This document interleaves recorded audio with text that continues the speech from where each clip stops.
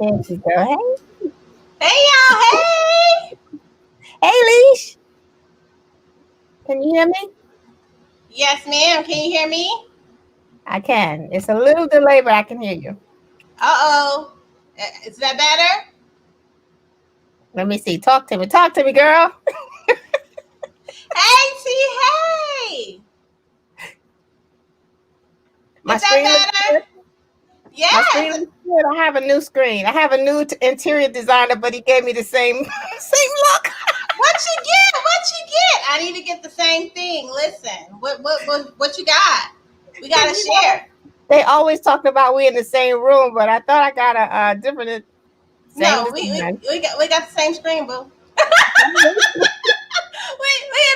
Listen. We like what we like. That's it. They ain't gotta like it. It works. Right. Hey, Misha Turner, how you doing? Hey, Misha Mish. Hey, author Jennifer. I always say her name wrong. You call her Jennifer Ragoza. Hey, all the way to Cali. Child, listen. Welcome to Let's Chat, y'all. We got a good show today, and we got so much to chit chat about, y'all. So we had to come on a little early. I got the blinds open. Y'all know that my production has gone off to college. My production is standing here making sure that we're straight, though, and I thank him for it.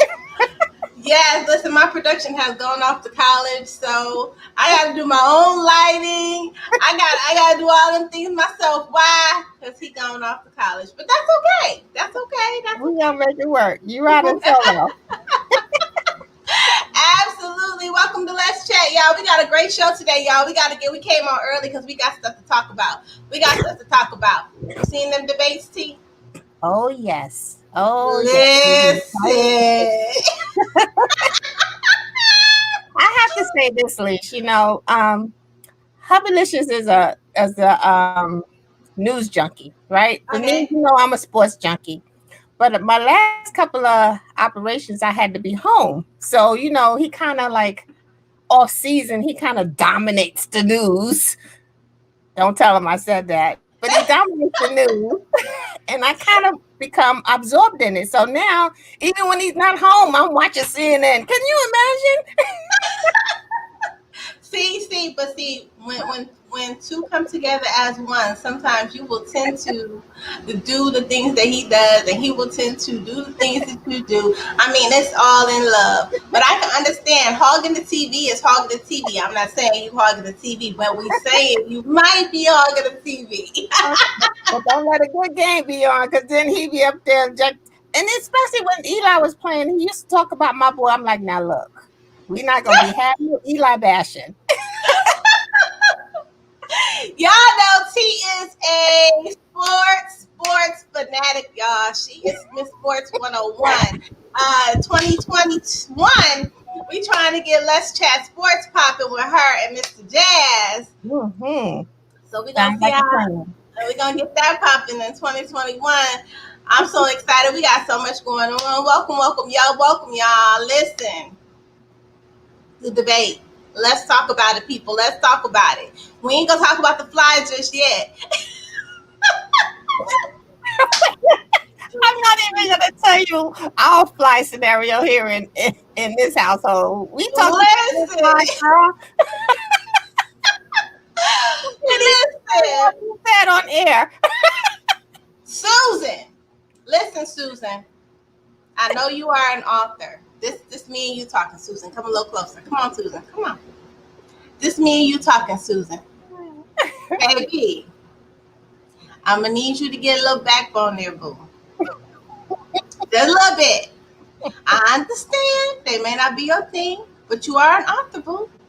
So you gotta have, you gotta be able to have some control over the situation. Okay.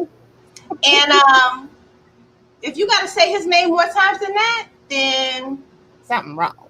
you need to become more aggressive in your speech, like, sir, that will be enough. Mm-hmm. We won't have no more of that. And that'll be that. Now, if you would like me to turn your mic off, I can make that happen too. Make that happen. Listen, Susan, we hope we know you were privileged to be able to experience this, but we hope you do not moderate the next one. Okay. Or the guy that did the presidential election. Listen, we no. We need better moderators. We need some moderators. I'm just saying. We need moderators that have control over the situation. Because I will say that there was no type of respect whatsoever. Can you imagine you and I doing that, Leash? We will have total control.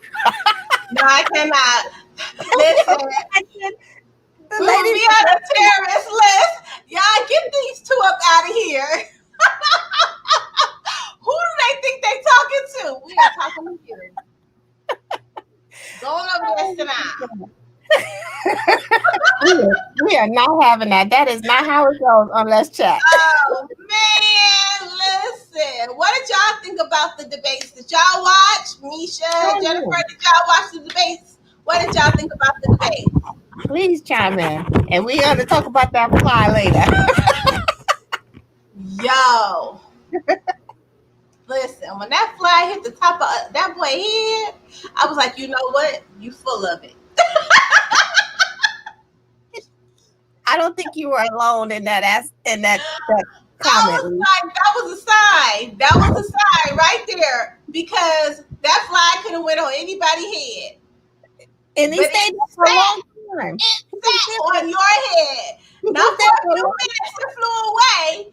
It stayed there for a hot minute. It like made itself home. It was something that drew that fly to your head. And baby, listen, I don't know what you wash your hair with. I just don't know the energy you're carrying, sir, but I need you to go ahead on and get that taken care ASAP. of. ASAP.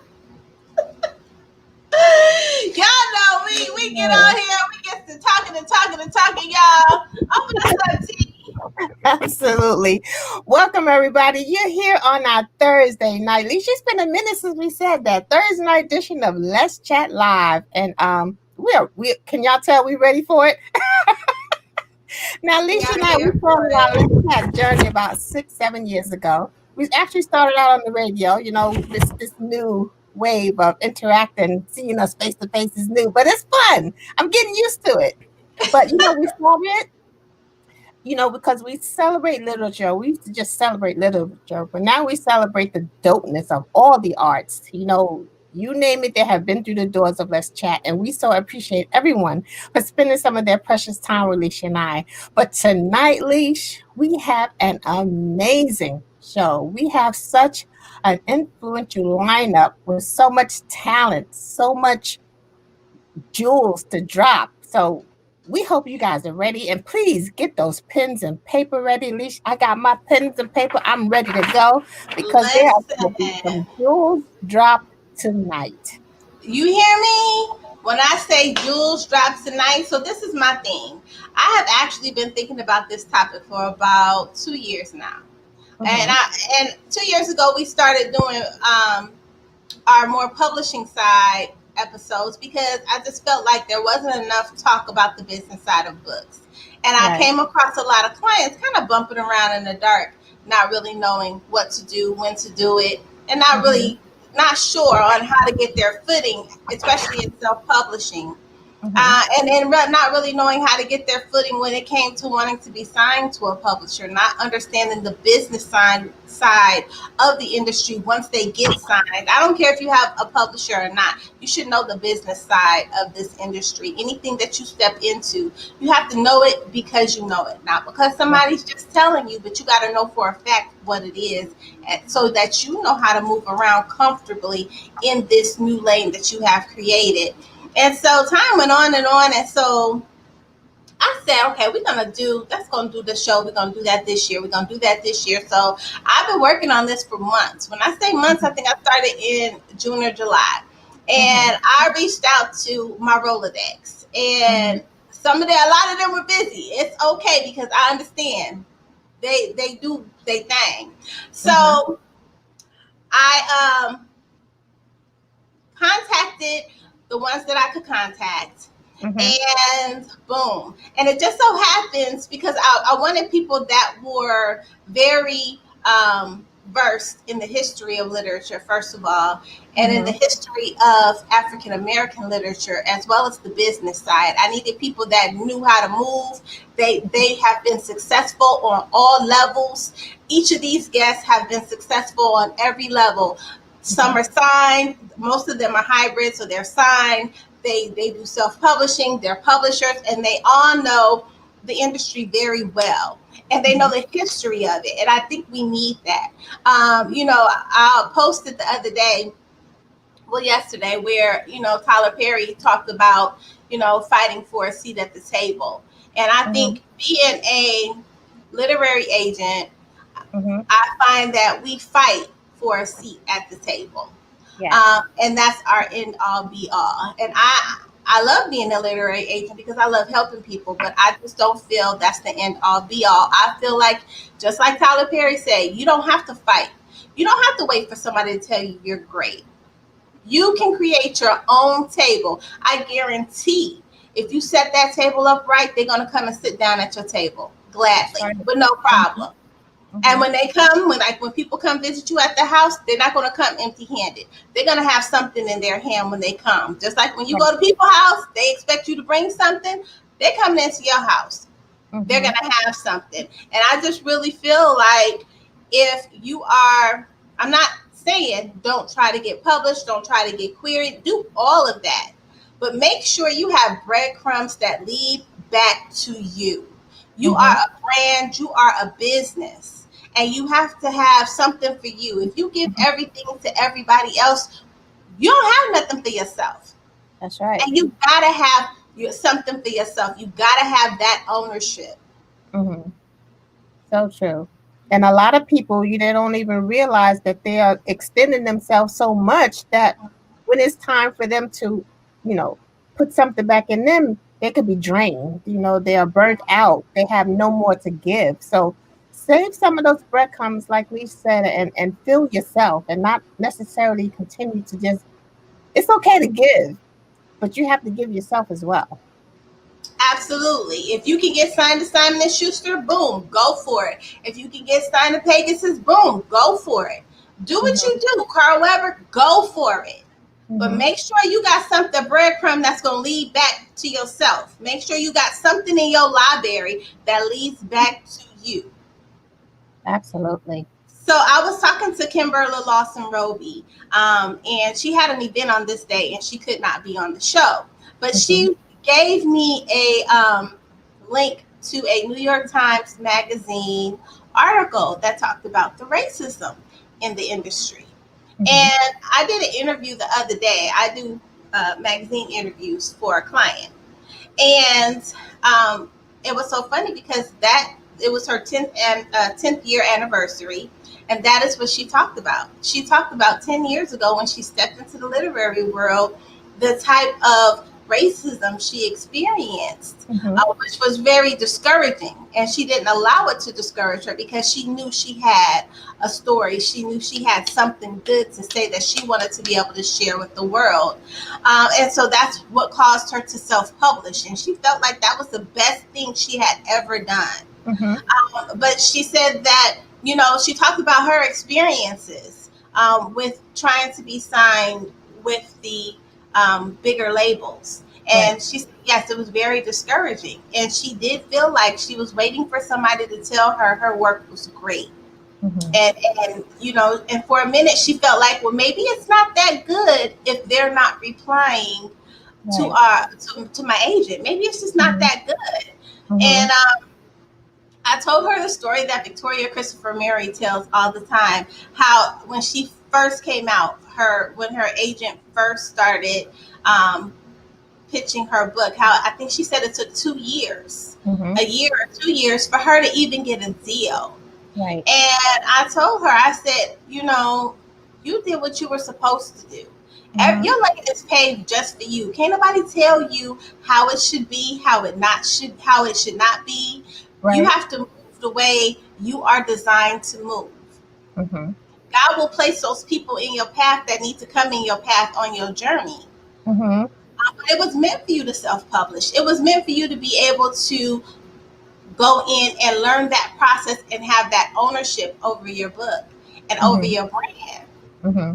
So, and she wasn't the only author that has expressed that type of racism in the industry. What do you think about that, T? Racism in the literary world?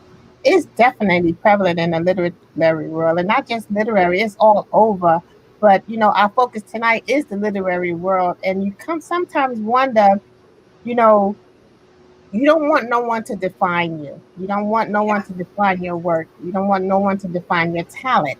And I think a lot of times we get pigeonholed in something Mm-hmm. that was designed by someone else, you That's right. know? And we have to realize that we don't necessarily have to stay in that hole, because Absolutely. we can go and do whatever we want to do. And like Mm-hmm. we always tell our guests, people that write are powerful. Those words are powerful. They touch so many in so many different ways. That use that power to Mm-hmm. empower yourself, and not necessarily have someone define who you are and where you should be in any way, any avenue of this world, whether it be literature, business, whatever it is. Don't let no one pigeonhole you into their thinking of where you should be. Absolutely. And my other thought process was, there was a renaissance time of African American literature Right. where we had our own table. Our table was popping. Mm-hmm. And our table caused other publishing companies to want our authors. That's just how good our table was. And I Mm-hmm. believe that it can go back to being that. I think that times have changed, things have changed, and the industry had to learn how to pivot in certain areas. Mm-hmm. But I really feel that we could go back to the Renaissance. We could probably be better than that. We could be Mm-hmm. stronger, and we need to know how to be better, how to be stronger, how to evolve, so that our table can be popping, so that our table can be prevalent, where we don't have to sit at anybody else's table. They're gonna Mm-hmm. want to come and sit at our table, and they're gonna Right. want us to come and sit at theirs, Right. just by the way we're moving. But I find that in this industry, a lot of times people are not sure how to move. They don't know Mm-hmm. ideas on how to pivot, especially in COVID. You Right. know, this is like a big lesson of how to pivot in business. Mm-hmm. You know, because I, go you know, ahead, Z. I'm sorry, you talk about the Renaissance and us being better, and I do feel that we can, because I think that our authors and their words have evolved just Mm-hmm. from our ancestors in this business. And I think that they evolved to whereas they won't necessarily have their work watered down to fit into someone else's cup, Box. So I don't think that I do think that we can be better and that we are better, and we bring a whole lot to the table, like you say. We have some powerful authors in any genre. And I think that's where we need to expand, because we don't have to necessarily be relegated to street lit. We don't necessarily have to be relegated to erotica, because our voices are so much more. They bring so much more to the table. And it's just a matter of being positioned where you can get recognized. Absolutely, and not just that, because streetlit has always been around. I always talk about Mm-hmm. Cordelia the Crude. Cordelia the Crude came out in the Renaissance time. It's just Mm-hmm. depending on what state and age we are in, it's going to take its own shape of the experience of the people at that time. And that's really what streetlit is. It's the experience of the people, the experience of that person, but everybody does not experience the same thing. And I Mm-hmm. like what you said, T, about not pigeonholing itself. As Mm-hmm. creatives, I think, especially African American authors, we are the most creative people. Yes. But we lack organization sometimes. Mm-hmm. And Mm-hmm. I think in that we get complacent. You don't have to just write one genre. You want to write multiple genres. You Right. need to make sure that you're marketable on all levels. Like Right. Juanita Clark, she's writing a fantasy book. Like, Mm-hmm. so many authors are switching it up and making sure that their library can go for any type of audience. And Right. I think that that is a necessity. Making sure that your first of all, your category, your um, library and catalog is on point, because Mm-hmm. every book you write is not gonna hit. It's okay. Everybody Mm-hmm. not gonna like everything you write. That's okay too. Okay. But when that one book does hit, trust and believe, they're going back to that catalog. So you want to make sure your catalog is on point. So that's your breadcrumb. Right. That's people going back to your pen. So you want to Right. make sure that's tight and on point. You want to make sure you're always looking at creative ways to market yourself. Don't get yourself inside of a box. And when you find yourself just like, I need something new, start looking around. Mm-hmm. Look at different things that other people are doing to pivot Mm-hmm. and find your niche in that, to help you pivot in the industry as well. Right. Absolutely. And I'm one of those that if I find an author and I find a good book, I am one of those readers that will go back and get everything that author has read. So you always want to make sure that catalog is tight. Even if you've written 10, 12 years ago, go back, update that work, Yeah. tighten it up. You may not have necessarily been able to afford an editor back then. Can you do it now? Tighten that up, because every reader, you never know where a reader's going to pick up your book in your journey. It could be 10 years from now, but you've been writing for 20. You never know. Absolutely.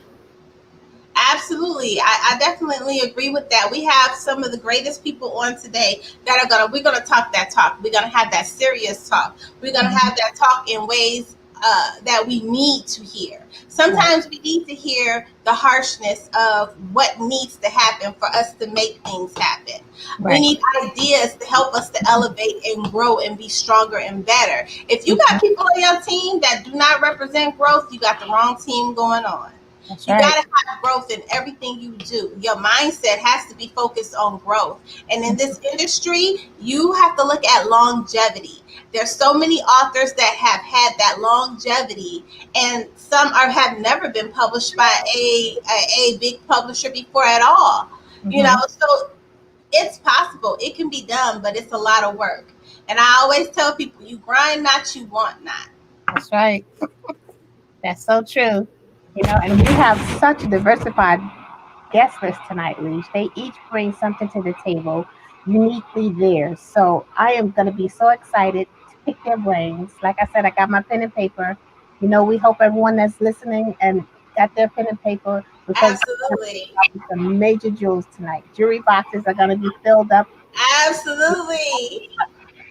I'm excited. First, I want to say happy birthday to author and publisher Ty Marshall. Happy birthday, Ty. Hi. And I want to say happy anniversary to Wade and Cheryl Hudson. Y'all, they've been in publishing for 32 years. Now, listen, longevity is possible. You might have to create your own lane to do it, but it's possible to do it. And when you do it, always reach back and help somebody else do it. And we have the fabulous. So tonight we got y'all. Listen, I'm excited. We got Shannon Holmes, been in the industry for a minute and still relevant. We have Cyrus Webb. We have Blake Carrington. We have Kumwan up in here. Sean St. Clair is going to join us, y'all. This is going to be a great, great day full of jewels, like T said. So we got about 2 minutes, y'all. 2 minutes before we bring everybody in. Go get your pencil and paper. Get your pencil and paper. Because, and I'm not going to say just African American authors. I think this is going to be for everybody that is an author. Every author is going to find something that they can take. And our whole purpose at Let's Chat is always to set a fire up under somebody. To set that fire to push you. To say, y'all, listen, I saw this and I'm going to try these things. Do it. Absolutely.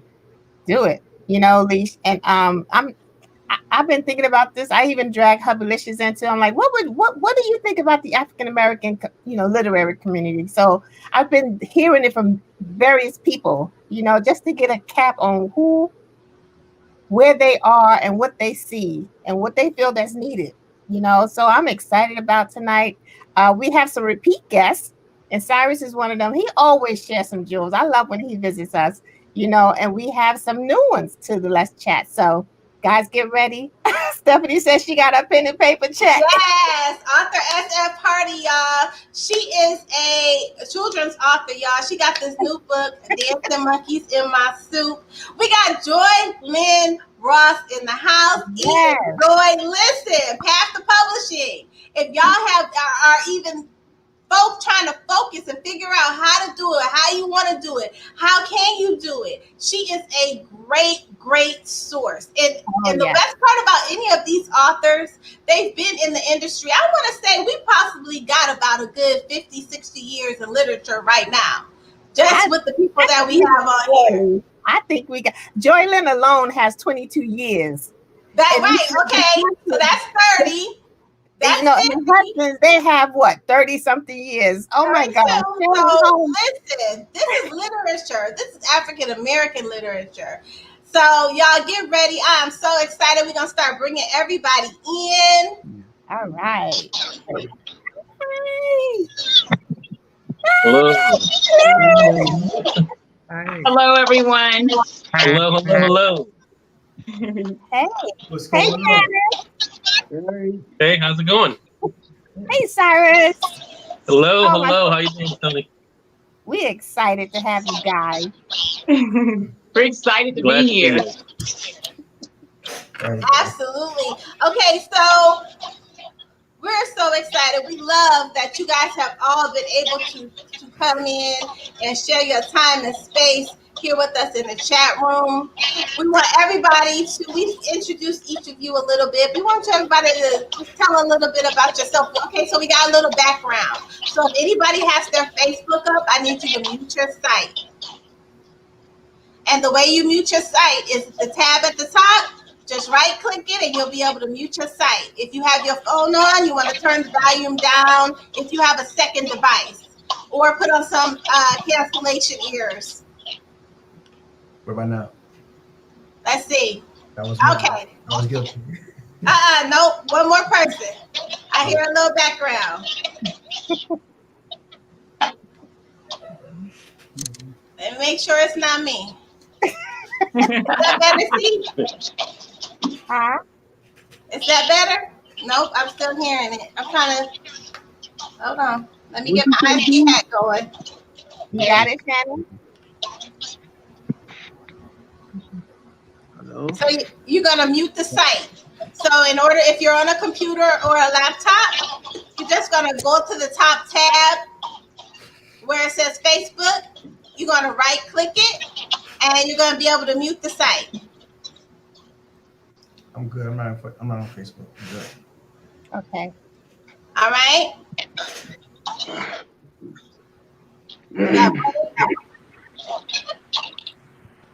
Hey, Dave. What's good, brother? Hey. Y'all, I want to say we probably got almost 80, 90 years of literature right here. I got some feedback. Let's see who it is. Hold on. You can round it up to 100. Easily. I think so. Hold on. I'm just trying to narrow down where it's at. Hello? Yeah, we here. Cyrus, I think it's your site. Do you have are you muted on social media? Let's see.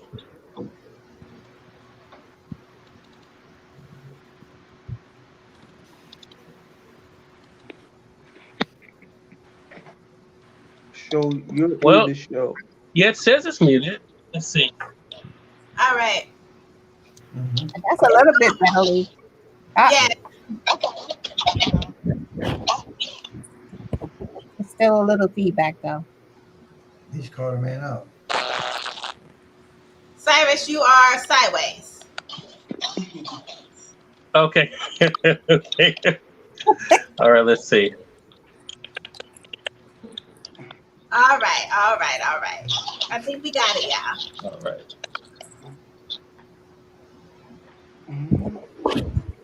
So we want to welcome everybody to Let's Chat.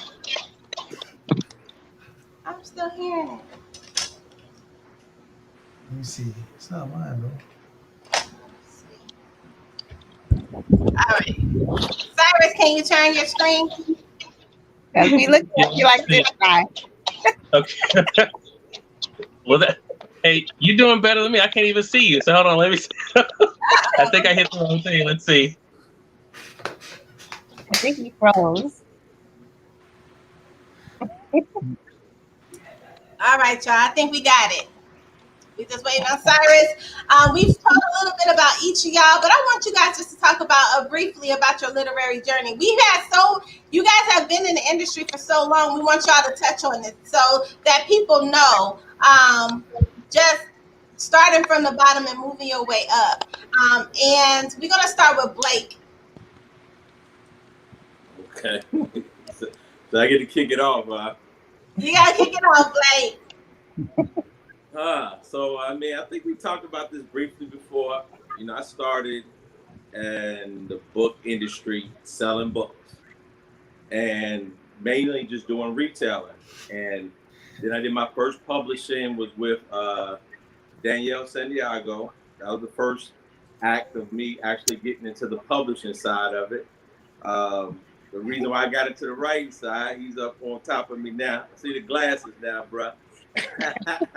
is Shannon. Yo, I didn't even know that was you. I didn't know that was you. I'm like, Blake, I didn't know what Blake. Your name tag is covering your face, so I couldn't see you. Oh, word. So Shannon got me into the writing part of it with the first book, which was All or Nothing. And, you know, that got me fully thrust into looking at it from a bigger side, because prior to that, I really was just into the retail. And even with the publishing, it was so new because back then it wasn't a lot of Black distribution outside of a place called Culture Plus Books. And so dealing with them for a while, and like I said, when it really started to hit, the urban market started opening up from the writing side, we moved on into the ebook side, and currently, that's mainly what we've been doing is the ebook and small amounts of paperbacks and things along that line. But that's kind of been the journey in a quick. I know we got about 5 or 6 people that got to go through it, so I won't make mine very, very long like that. But that got me into the urban. I've been here from way back when we just were doing paperback books, and now doing the ebook. Absolutely. That's a quick summary of it. Absolutely. And we're going to go to Mr. and Mrs. Hudson. Well, hello. We are so happy to be joining all of our publishing and creative friends. We're the old guard here. We started our Wade and Cheryl Hudson, and our company is Just Us Books, and we branded ourselves. Really, we started out as parents looking for great books and images for our kids, and having a difficult time to find them in the marketplace, not with marginalized. We decided to step out on a leap of faith and publish our own books. I have worked in publishing for over 17 years before we published our first book. Wade is a writer, has worked in promotion, worked in universities, public relations. He'll tell you a little bit more about our journey. Yeah, we actually started Just Us Books in 1988, so we are celebrating our 32nd year in the industry. As Cheryl said, we recognized that there was a need for books for our children that reflected the Black experience, Black history, Black culture. And there were very few books like that in the marketplace. Cheryl and I had written a couple of manuscripts, and we had taken them to some major publishing houses, and they weren't interested in these stores. They said that there was no market. In fact, one editor told us that Black people don't buy books. So we knew that wasn't true.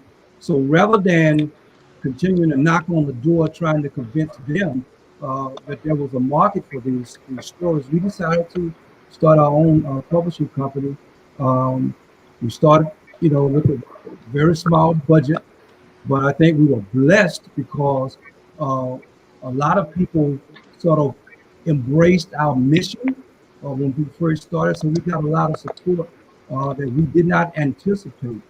When we started, there were like a handful of us actually publishing books at the time. Third World Press, Black Classic Press, Africa World Press, Kitchen Table Press. Those were the 4 presses, Black-owned presses. And Just Us Books became the first press to focus exclusively on books for children and young adults. And so over the 32 years, we've had our ups and downs. We've had our successes. We've published hundreds of titles. We've also given many authors and illustrators opportunities to be published.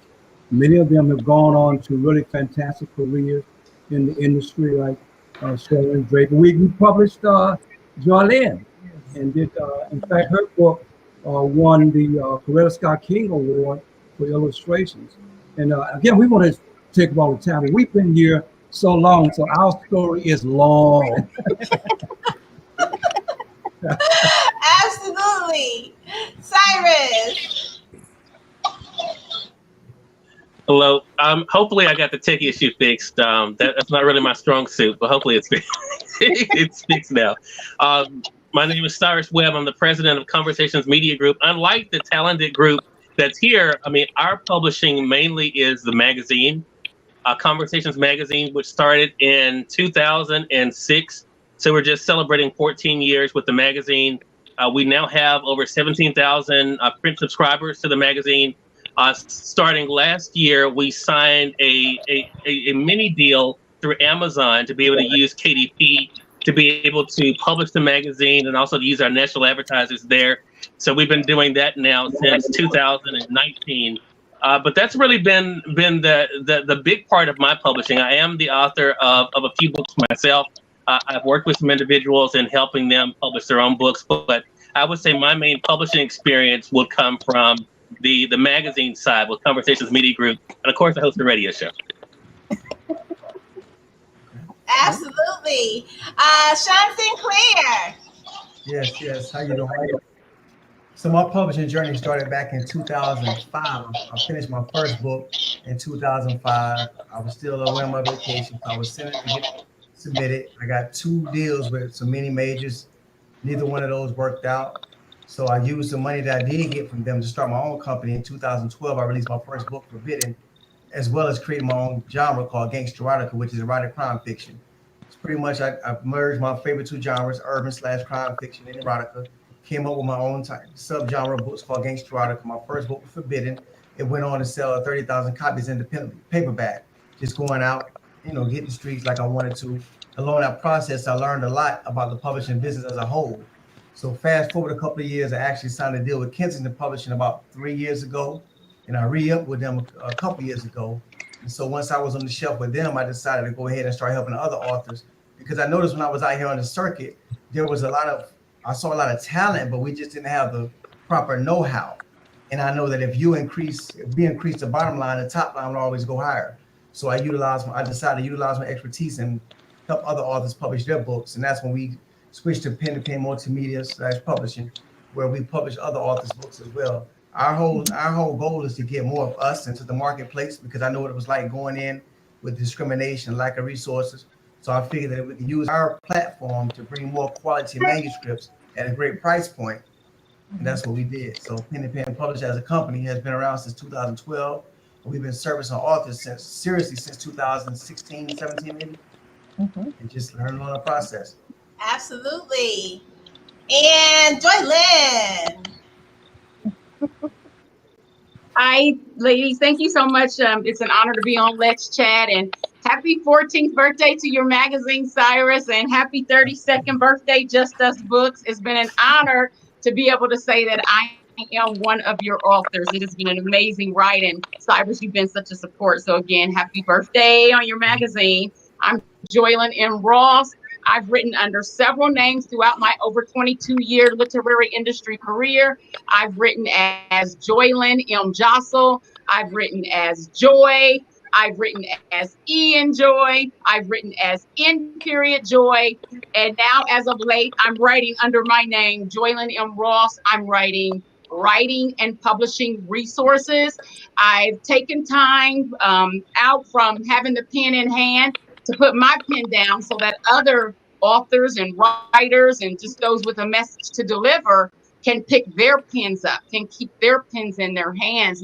And I do so by teaching them about the business of writing, about the business of publishing, making sure that I like to call myself a literary educator, making sure that they know their roles and their duties out as an author, knowing that publishing is a business. Writing can be a love, writing can be a passion, writing can be a hobby, writing can even be your ministry, but publishing is a business. And so my goal with Path to Publishing is not only to offer literary services and author support, but to educate them on the process, on the business side of writing. It's their IP, it's their intellectual property. Every business starts with a thought, an idea, and a concept. Every book starts with a thought, an idea, and a concept. So our books are our business, not the whole business, but the foundation in which we can build multiple streams of income. Absolutely. And Shannon. Hey, what's going on? What's up? How you doing? Good. I think my story is pretty well. It's been well told. A lot. I came into the literary industry from prison. Probably was the first to do that. Definitely was the first person to sign a deal from jail and get an advance in jail. So that was my introduction into the literary world. But I was a long time reader, first time writer. I just was trying to change my life, and I just saw something, and I just thought back to what my mother used to say. She said, "Shannon, all you want to do is eat, sleep, and run the streets," and that's what I used to do. So I kind of like, I met a kid in jail who just changed my life. He had written 3 books, and I was just talking to him. I just knew I was smarter than him, and that wasn't a knock on him. I knew I had lived longer, I had done more things, and I had saw more things, and I was well read. So I said, to myself, if he can write 3 books, I can at least write one. It was just figuring out what he knew that I didn't know, because he definitely knew something that I didn't know, and then pursuing it. You know what I'm saying? Because I just think it was just so many people in prison that were way more talented than me, but I had what they didn't have, and I had a work ethic. And they didn't have that, so I was able to supersede them just by working harder than them. Some of the most laziest people I ever met in my life were the naturally gifted. So I worked them and just used my common sense and just sent a letter to a publisher, which was Terry Woods, and they gave me 20 free stamps in jail a month. Nobody was writing me, so I just decided to write publishers and just getting information. So my thing was this: if I don't ask, the answer will always be no. But if I ask, it might be yes. And like I said, I reached out to her. I wrote a query letter, learned how to write a query letter, learned how to write a cover letter, learned how to do all the little technical things. And she said, "Send me your book with a self-addressed envelope." I was like, and I didn't send a self-addressed envelope because I knew that book wasn't coming back to me. I knew what was going to happen. So if she gave me the time of day, and she did, then the rest, as they say, is history. I went on to sign. I went on, with couple couple of deals, with a couple 6-figure deals, with a couple of major publishing houses. So that's Awesome. basically my story. Absolutely. Quan? Yes. How y'all doing? Hey, Quan.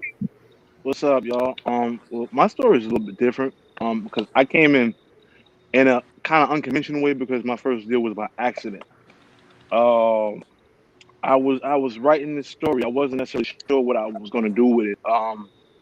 So I started like looking into things like vanity presses. I didn't have the initial startup capital for a vanity press, which was a blessing.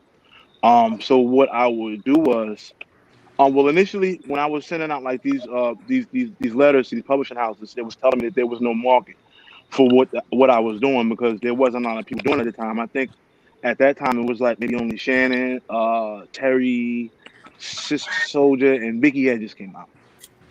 So I'm not really getting a lot of feedback from the different authors I was reaching out to. I came across Vicky Stringer, and I was just explaining my situation to her. I didn't know she was a publisher or whatever.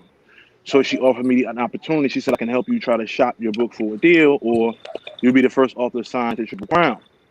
So my thinking at the time was like, well, if you don't have no authors, then I'm the only one there. I can pick your brain as much as I want, and I won't get lost in a stable of authors. So we did the Triple Crown thing. Now let me let y'all in on something that a lot of people don't know, and it's something I didn't know until after the fact. It was Vicky's concept, the whole Triple Crown thing, but it was actually Shannon who put up the money for my first book, for Gangster. So I stayed with Triple Crown for a little while. I got my feet wet. Then I had retired. I've retired mad times, but I had retired, and St. Martin's Press came looking for me through L.A. Banks because she was a good friend, somebody that I could always go and talk to. Oh, rest in peace. And I did a couple of books. I was with St. Martin's Press for a long time, and then I went on to do stuff for like Simon and Schuster. I kind of just been all over the place. But it all started totally by accident. The first book was an accident. The second book I wrote on a dare because Vicky was like, "You ain't got another book in you. You can't do it again." And I'm like, "No, you bugging." Like, yeah, I can. And so it just kept going from there. By the time I got to my third book, hey, y'all, how y'all doing? By the time I got to my third book, it felt like the most natural thing I had ever done. And so I just kept doing it and I couldn't stop. It was like a light bulb goes off in your head and you can't shut it off. Oh, shit. It was basically like that. So I've been around for a while. I think I'm coming up on my 18th year as a published author. Yeah, I was the baby of the group at the time, but now I'm like the dinosaur. But let's talk about that because you guys have all achieved longevity in the industry. I want you each to drop some jewels. Drop jewels on those that are starting, those that are feeling that they're stagnant in their career at this time.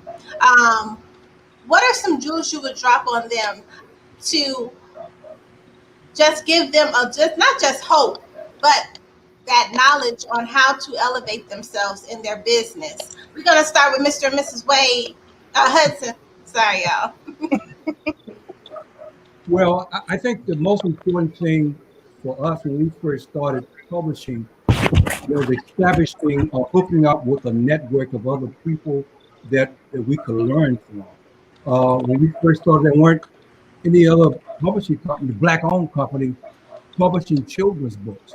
And but what we did do was to connect with um, publishers like Hakeem Marbuti, Paul Coates of Black Classic Press, and several other black-owned companies. And we actually formed an association to support each other. The organization is called the National Association of Black Book Publishers. Now, this is in the early 90s.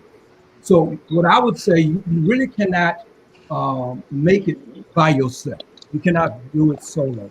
So you need help. You need um, uh, a network of people that you can learn from, and also uh, who can encourage you. Because there are two things for me. I'm a writer, but I'm also a publisher, and I think they are really distinctively different. Uh, from publishing, it is a business. Writing is a business too, but as a publisher, you're not just concerned about the manuscript and the editing and the copy editing.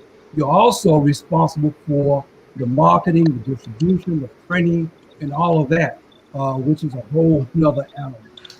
I think that children's book publishing too is a little bit different from adult publishing, mainly because you have two elements. You have the illustration, especially for younger kids, and you have the manuscript development. So you're dealing with two people for one title, and sometimes more than two people. Whereas in adult publishing, you may be a single author and you have a manuscript or text, and the only art that you deal with is the cover for your book. So it makes it a little bit more complex. You've got to rely on experts other than yourself. I'm an art director. I had been an art director in an educational publishing house, but that was for textbooks. So that's different than doing something for a trade book. And telling a story means that you have to rely on the expertise of professional illustrators. So just because you have a friend who's in art school or somebody who likes to draw, or because your mother or your grandmother loves the story that you have written, doesn't mean that it's necessarily going to work for the public. So you got to have a good storyline, but you got to have the discipline of relying on professionals to bring it together in a publishing package. And then people don't, a children's book might cost $16.95, and because it's for children, people think that's a high price. The same book that's written by an author, an adult author, might sell for $20 or $25. So there's a difference in devaluing, in some ways, literature for children. So and the cost of producing a children's book is going to be much, much higher than that of producing an adult book. So profit margin is a lot lower. So that's kind of it in a nutshell. Absolutely. Shannon.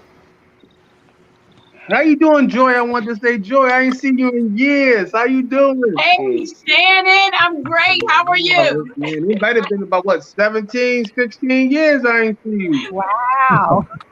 Yeah. When you started going through your names, I was like, she sounds familiar, because your screen name didn't sound familiar. But anyway, I don't It's good always. to see you. It's always good to see you. Yeah, she was there. I mean, Joy was there when we first started Triple Crown. Joy was there. Joy was a part of that. So anyway, what was the question? We dropping jewels. I want you to drop some jewels on those that are thinking about writing, those that are feeling stagnant in their career. frustrated. You know, a lot of times book business is a hard business. Book money is not fast Yeah, money. So I think, I think the big mistake a lot of people make is like a lot of us come from these criminal backgrounds, and we just think this money is street money. It's not street money. You know what I'm saying? Money go out fast and it come back slow, and that's really kind of like the gist of it. You know, for me, especially if you can't, especially if you're self public offer, you can't be using your money right now. You can't use your book money to pay your mortgage. It's not there right now. You know what I'm saying? And one day, if you build it up, it can pay your mortgage. But right now, a lot of people make a lot of mistakes by, putting their hand in that cookie jar and using book money, allocating those funds that were earmarked for print money for something else. You know what I'm saying? That's why I think a lot of new people make a mistake. As far as this generation of writers right now, I really don't know, because it's kind of like weird when I look at them and watch them on the internet, and I just sit back and just like, wow, like, I don't kind of like get it, like, where they coming from with it, or their titles or nothing. Like, I feel lost when I look at them. I don't fit in with these kids. I don't fit in with these dudes, man. It's just a different game out right now. Everybody, is so cutthroat, and everybody's trying to sell their book for free or 99 cents, or just make outrageous titles. I don't even know what's going on with these people no more, because it's so hard to make your name right now. I'm just so glad I still got mine. So I don't know about absolutely. nobody else, man. This is crazy right now. I think the industry's kind of like, Amazon kind of destroyed the industry. So I mean, Absolutely. That's a good And that's point. why that's a good point. But that's why we're here. We want to come up with some great Yeah. ideas on how to help people build and elevate their brand so that yeah, we can well, get out of the you rut can we start by gotta you can start by writing good books. That's always a good start. You That's know what I'm true. saying? I mean, because you can have all the gimmicks you want. You can have all the little titles you want. I slept with R. Kelly's baby's mother, whoever, whatever you want to do. But at the end of the day, it's in between. It's in between those pages. It's in between those lines. You know what I'm saying? Mm-hmm. So if you can have all the little gimmicks and schemes, but if it ain't adding up in between, if you can't hook a reader, then you're pretty much done. That's true. You're pretty But much done. So I like how you said you talked about budgeting. A lot of authors don't understand that you have to budget. You got to know what you're going to spend money on and when. So your book, you may not be able to have a book that come out every 3 months. You have to budget that to understand that you can still live and still do your dream and your passion at the same time. Blake, what about you? Yeah, I think what Shannon just was speaking on is kind of a key thing, and integrated with what you're saying. I think one of the most important things is you got to define what you are trying to get out of the publishing industry. If you're Mm-hmm. trying to just come in and see if you can make some quick money, I remember Jay-Z said something key one time about what was going on with rap. He said, once Biggie told Puffy, hey, you should rap, and Puffy made it, it made everybody else think that, hey, I can be a rapper too, Mm-hmm. whether you can rap or not. So once it became a business, it wasn't about the art form. It wasn't about the love of rapping. It was just about, can I do this and make some money? And so that is what has happened with the publishing industry, really. And that's what he's speaking on when he's saying like titles and what's the tagline of the day and what's gonna get hits and what's keywords and all these things that you gotta learn about, algorithms and things on that yeah, line. oh yeah, you touched on something beautiful. Like Algorithm. Oh my like that right there. Now what you're talking about is you're talking about grabbing a wave. But the only thing with that is that if you look at the bestsellers list, let's just say Amazon, if you look at the top 20 now, I guarantee if you go back just 6 months, it's a whole different list. And if you go back a year, some of those people that were there a year ago that had a number one bestseller, they're not even charting now. It's because, like he was saying, it's not about what's between the pages. It was about taking advantage of a system or of a glitch that might have been going on at that time with Amazon or Facebook or Instagram. And Right. so, again, you got to define what are you getting in this business for. Now, if you're getting in it because you want longevity, then again, you better make sure that what you're writing is quality enough that it's going to stand the test of that time. That's what people like Quan and Shannon and others on here, they have been able to do, is because if I just come on to a Shannon Holmes book now, or book now, if I like it, I'm going to go back and read everything that he's written. And so that's what's gonna keep you going. But if I just heard a title, well, then that title's not relevant anymore. So it was a time when if I just put, excuse me, but the word bitch in a title, that was charting. Well, that's not going on anymore. So if that was the only thing that you had was the development of titles, then you're out of the game now. And so if you're gonna do it, make sure you come in, make sure you define what you're getting in the business for, and then perfect your understanding of that. I always tell people, I think my advantage was that I started off in retail. So I had direct connection with the customer, but I also had direct knowledge of what a retailer wanted when it came to books. Then I got into publishing. And so I understood the author, publisher, distribution side as well as the retail. And then I got into writing. So now I understand it from an author, a publisher, and a retailer. And I already knew the customer. So because of that, I was able to extend that information to be able to try to make sure that I was pleasing all of them, because I know all of them are part of the process. But when people come in now and you just think that, well, I got a Facebook page, KDP is gonna let me load this book up, I got a graphic designer, where the money at? Where's my number one bestseller tag? Absolutely. And I'm glad that you brought up intent. You and Shannon both brought up intent. You know, you have to know the intent of everything that you're going to do in this industry. Your why. What is your why for anything that you're doing? Cyrus, we dropping jewels. I want you to drop some jewels on those, because you work with a lot of authors, being a publicist. Drop some jewels on those that are maybe struggling to build their brand up, or even those that are thinking about starting. Yeah, I think the main thing for me has been to know who you are first. And as was mentioned earlier, I love that word intent, because I think if you're just trying to go out there to be the next X, Y, or Z, you're already setting yourself up to fail. So I think to realize that you have something unique to bring to the table, to bring to the industry, I think is so important. And a lot of it has to do with knowing exactly, as they were talking about, to know exactly the story you want to tell, but also who you are as the storyteller. Because a lot of times it's you that's making the introduction to your work before it's even being released. So, you know, being very clear about that. And that can go from, you know, making sure that you're doing your work, making sure that you're setting yourself up with letting people know your background, even giving teasers, making sure that you are building that community first. Because I think one of the biggest things I see in the side of the work that I do with others is that they just automatically think people will be drawn to them before they're actually drawing their community. So I think being able to identify who your audience is, to be able to start to getting that audience together is so important. And then to be able to find ways to be able to communicate with that audience in different ways, because I think we all are seeing through COVID that the way we communicate with people on Facebook doesn't work on Instagram. It doesn't work the same on Twitter. So being able to communicate with them where they are, but doing it in a way that's going to reach them, I think that's really the biggest key. Absolutely.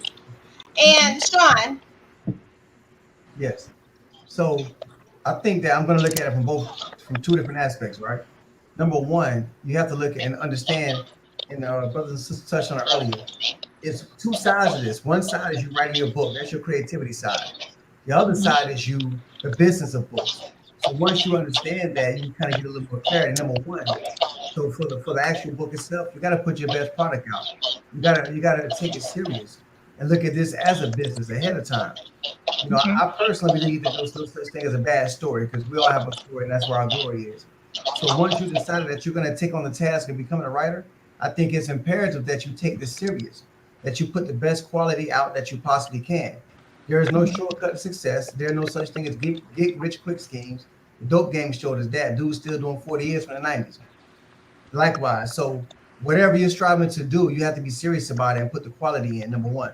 Number two, After you realize, after you put the best quality in, you have to understand that this is a business. You have to build your brand. It's not going to happen overnight. It takes 10 years to be an overnight success. I came out my first book. I wrote my first book in 05, dropped it in 2012. I didn't get signed to a major to 2017, right? So you have to look at this as a business, look at this as a brand, invest in yourself. And if you're feeling stagnated, go back to your why. If you're in this to get money, initially this is the wrong game. Yep. You know, you have to look at it long term. Look at this as a business. Also, put the work in. Understand, I'm a hybrid. I'm signed to a major, and I still put my own books out as well. So I can tell you firsthand. Just because you signed already, that doesn't mean your work. That's not when your work stops. That's when your work begins. Being signed just gives you a distribution platform and a network, but you still have to invest in yourself. You still have to get yourself out there. You still have to touch the people. And one thing in closing, like I said, with Forbidden, my first book, I sold 30,000 copies by myself, right? And one thing I did learn, I touched the people. I was out here on the streets. I was out here touching people, state to state, city to city, getting in touch with people. So once you establish those bonds, that's how you build a brand. Nothing against books, whatever. That's cool. That's money, whatever. But once you establish that relationship, that's what's gonna put you in the game long term. Like bro, Juan been in for years because he's out touching the people. I see him. Now there's not an event I went to the East Coast, I ain't see him there. Guaranteed. So you got to build your brand. Right. Absolutely. Absolutely. And I'm glad that you talked about that, about how to build your brand, because really, branding is about relationships. You got to be able to make those connections with readers, and not just readers. Every book event does not have to be about a reader. You want to be able to connect and create relationships with other authors that can kind of guide you, not even guide you, but they might be like, well, I know of another event, and be able to take you to different heights. You always got that one person. You might be able to get yourself to the corner, but if you network with other people, you can get yourself 2-3 blocks ahead. Quan. Yes. I think I have a unique perspective on it because of the fact that, like, I've sat with old timers, I've sat with some of the greats, and I'm also tapped in with the kids, so to speak. Not kids as far as age, but as far as time in. And I think one of the main things that I see that is a career killer is complacency. See, the difference between, and I hate to sound like the old man in the room, the difference between now and then is like Sean said, like he touched on, like we had to go out. There was no Facebook, there was no social media. We had to go out, we had to work, we had to actively touch people and go to states. And me and Shannon did a signing at a crack spot one time, no lie, in Trenton. So we had to, you got to go out and you got to touch the people. I think in this age of one click, that's an art of being, that's a lost art. And what happens is it stunts your social growth. Like if you ever see some of these authors who really don't get out and they do a lot of their stuff on Facebook, you put them in a room full of people, they don't know how to function.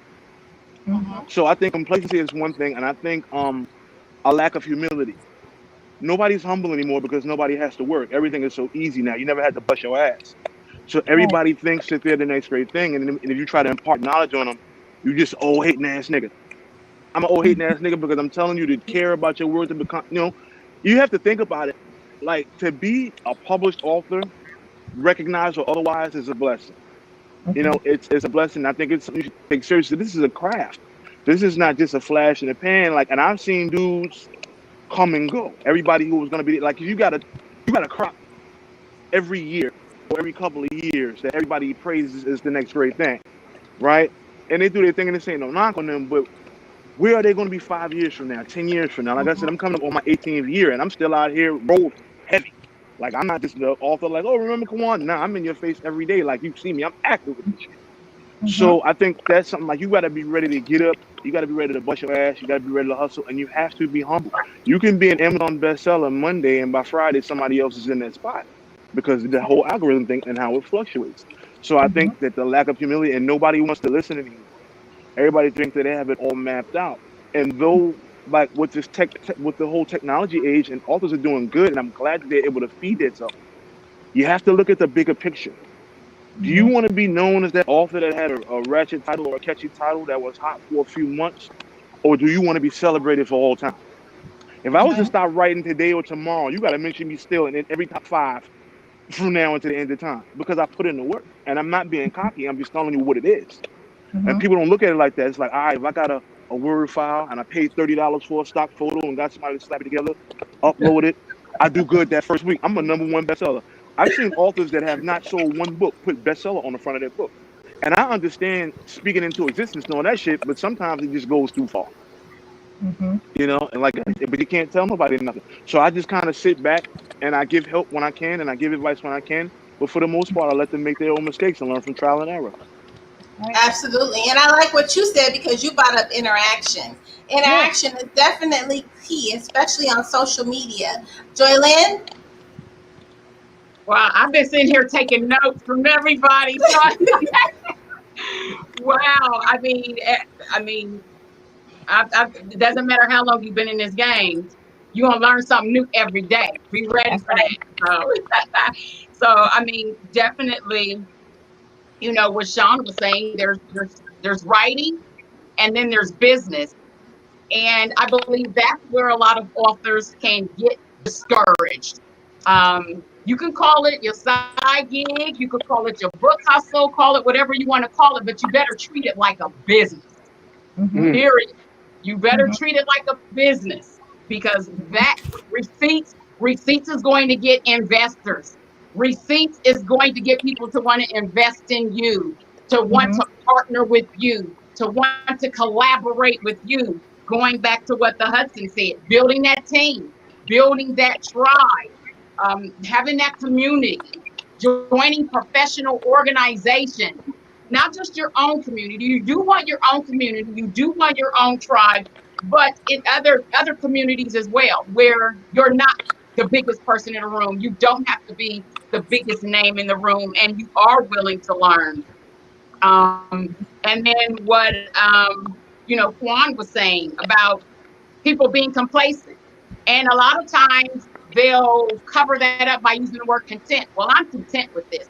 I'm content with that. But they're so adamant in trying to convince you they're content that you sit and smell laziness a mile away. And there's a difference between being complacent and being content. And just be honest about it to yourself, first and foremost, because we're out here building our empires, creating our legacies. So it's your truth that's going to allow you to reach your dreams, visions, and goals. You talked about intent. I believe Blake and Shannon talked about your intent, your why you write, why you publish, and why you sell books. 3 different thought processes, period. Why you write, totally different from why you are publishing it and why you are putting a price tag on it. So when you hear authors say, well, I don't do this for the money, then blog it for free. Why are you charging me $14.95? Because you know it costs to move a message. And if this is your job, call it whatever you want to call it a business. And let me just make it clear. You can make money. You can make a living as a writer, but you have to determine what that looks like to you. What does literary success look like to you? What does financial literary success look like to you? Because there is a difference. There's literary success. We're talking about legacy. There's financial literary success. We're talking about empire. We're talking about feeding my kids. What you're not going to hear from me is me trying to be humble, fake humbleness, or saying what I think an author should say. I don't do this for the money. We use that as an excuse for when we don't make the money we want to make. I have a family. I have children I have to put in college. I'd be a selfish fool to be sitting here saying I'm not doing that to feed them. This is something I invest so much time, effort, energy, blood, sweat, and tears. Those of us who have been published by others, we have what we call giveaway books, where we was just trying to get in the game, to learn, to figure this thing out, not so that we could stay on somebody else's platform, but so that we could build our own. And hopefully those willing to listen will receive our advice, will receive the information we're trying to share with them. We'll learn from our mistakes. It makes no sense when you have a group of people willing to share the mistakes. All of us together, we've wasted enough time, we've wasted enough money, we've made enough mistakes for everybody in the game. So why That's a you wouldn't fact. want to listen and avoid those mistakes altogether, that never made sense to me. But I think it's because so many authors, and this isn't new authors, this is vet authors as well, they don't think outside the book. You have to think outside the book. You cannot make that book your entire business. You have to go beyond book sales and royalties, because now you're constantly in hustle mode when it's all about book sales and royalties. And think outside the book. Look at yourself. Look at who you are. Make a connection with the skills that you learned, the information you shared in your book. Even fiction writers, as fiction writers, we write what we know first, we research what we don't know, we make up all the rest. But there is some area of and level of expertise in there that we're writing about. There's some truth, there's some experience that we can teach and help others on. It doesn't have to be a writing course. Let me teach you about the streets. Let me teach you about jail. Let me teach you about this. Let me teach you about how not to go to jail. And we have to look outside of our books at us, as us being the product as well, because business don't make money, people do. So as the people, as the authors, we have to take these skills. Can we do retreats? Can we do workshops? Can we do any type of consulting? And it all boils down to serving. We're serving, and people need that. So those who are feeling discouraged or feel like they're not making the money they need to be making, start thinking outside the book. Be truthful about your whys, and then be intentional about what it's going to take for you to reach that why. Everybody, I'm gonna start a series. I want it to be like Chicken Soup for the Soul. Chicken Soup for the Soul. Two authors. It took them 2 years doing 5 things a day to make the New York Times bestsellers list. 2 years doing 5 things a day. But like Quan said, you don't even want to get behind your computer. You don't even want to leave behind your computer. You don't want to even get out there and do the work. And so I'm all about learning this business side, writing the craft. People say you got to love writing. No, you don't. You don't even have to know how to write. There's resources out here. You got to know how to tell a story. You have to know how to deliver a message. You have to know how to share your testimony. There's ghostwriters who can write it for you. You don't have to love writing. You don't have to be passionate about writing. You have to be passionate and intentional about the results, which means you have to work. And the Bible sums it up: you don't work, you don't eat. So even if money is your motivating factor, you don't work, you don't eat. Absolutely. And I want to say, Jordan, you touched on so many topics and subjects that I want to expound on tonight. But the key is, and I learned this from you, working with you so closely, financial literary success. I don't think enough people talk about that, or enough people even understand what it means. And I look at things differently as a result of learning what that is. And I think a lot of people, a lot of our young authors, they don't take the time to know the business side of it. But there's so much more, like everyone said, than just writing a book. And if you want to stay in this game, you have to know that it's more than just that. Like a few you said, I remember reading a book 30 years ago, Catherine Smalls. That woman stayed with me. Her work stayed with me because they took the time to know the business. They took the time to make quality work. Those are the type of lifetimes that we speak about that you want your work to be a part of. You want your work relevant 50 years from now.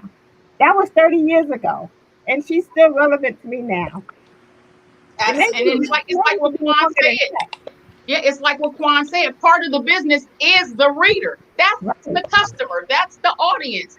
And making sure that you are connecting with them, and then you are giving them what they want and giving them what they need. And again, like Shannon said, not just trying to follow, what's hot, what's the hashtag, what's the #1 record on the radio. Let me name my book that and write that. And I've been there, done that. Like I said, I've made that mistake.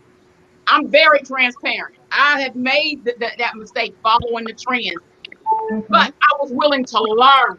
That's why I'm still here. The dust settled, but I'm still here because I was willing to learn. And when you know better, you do better. But if you're not going to listen, if you're not going to be willing to learn, and you're only your only interest in this is book sales and royalties, I mean, you're in for a rude awakening. Absolutely. And Facebook likes. Right. And I'm glad Kawan brought that up because our next topic is social media.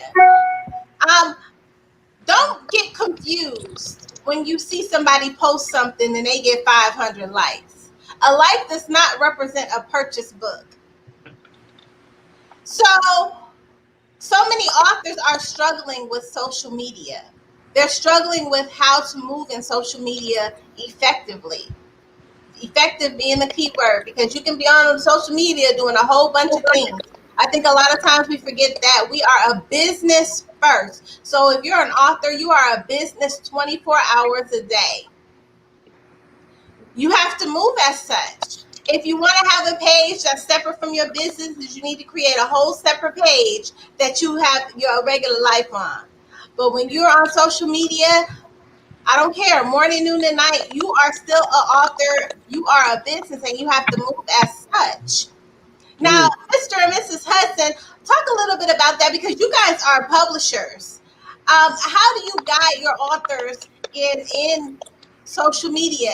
And as a publishing company, how do you guide yourselves to advance in social media as well? Well, actually, our daughter is the one who handles social media for us, and she's really excellent at that. Um, it's so important to have the presence, and I think someone mentioned earlier that each of these platforms are so different. You know, what you do on Facebook is different from how you get a response on Instagram or some of the other platforms. But to be honest with you, that is not my area. Social media is not my area. We started our company actually getting to the people. When we started Just Us Books in 1988, for about 5 years, we traveled throughout the country attending conferences, festivals, and things like that. And that is how we actually branded our company and branded ourselves. And I want to go back to what Jolene was saying, which I think is important, but I'm not asking you a question about social media. Um, Many of us make a lot of money by doing presentations. We've done so many Zoom presentations uh, during the pandemic, and we are paid by schools, we are paid by organizations. Cheryl and I are doing, we are visiting professors at Pace University where we are talking to a group of students, and we are paid handsomely for that. So we're not just depending on royalties of what our books do as well. Also, as a publishing company, there are other ways that you can make money or generate income other than just through book sales. You can sell rights to your books to different entities. For example, a number of our books have been picked up by educational publishers, and they pay us a tidy sum for that. You know, so there's so many different ways that you can monetize what you created, you know, because what you created is intellectual property. Um, so again, I'm not answering your question about social media because our daughter should really be here. And Just Us Books is a family business. My wife and I started the company, but my daughter handles much of our marketing and particularly with social media. Our son is involved in the company. So we are preparing now for our son and daughter to actually take over the company as we retire, maybe do something different. And I think that's important too, as you create something that has a legacy, that legacy continues because you got children or whomever to carry on after you're gone. Absolutely. And I like what you said because you brought up monetizing your pen. Did y'all write that down? You got to be able to monetize your pen. And that goes side by side with social media. Yeah. Blake, what are your thoughts? Well, I think with social media, the thing is that you got to know which platform you want to be on based off of what you're writing. So if you're writing something that you feel like, let's say 45-year-olds to 50 or 65-year-olds are going to be interested in, then you don't need to be on Instagram. because that's not where most of them at. So if you're on Instagram and you're doing a bunch of ads over there, younger people are on there, they're probably not going to be interested in the material that you're promoting over there. And it's vice versa with Facebook. Now, Facebook is a little more broad, but if you're going after a younger audience, then you got to understand that you got to be able to build that platform. Now, nobody wants to be sold to, right? You go to buy a car or anything, you don't want anybody just to sell you something. So if your introduction to people on Facebook, Instagram, or any of it is, this is my book, buy it and support me, then you're probably not going to be successful, because nobody goes on Facebook to say, let me see who I can buy something from. You go on there to interact, to be social with. So if you're not going to be social, then it's probably not going to work for you. But when you're on there, my thing is always interaction. One thing Quan was talking about was how it used to be back in the day.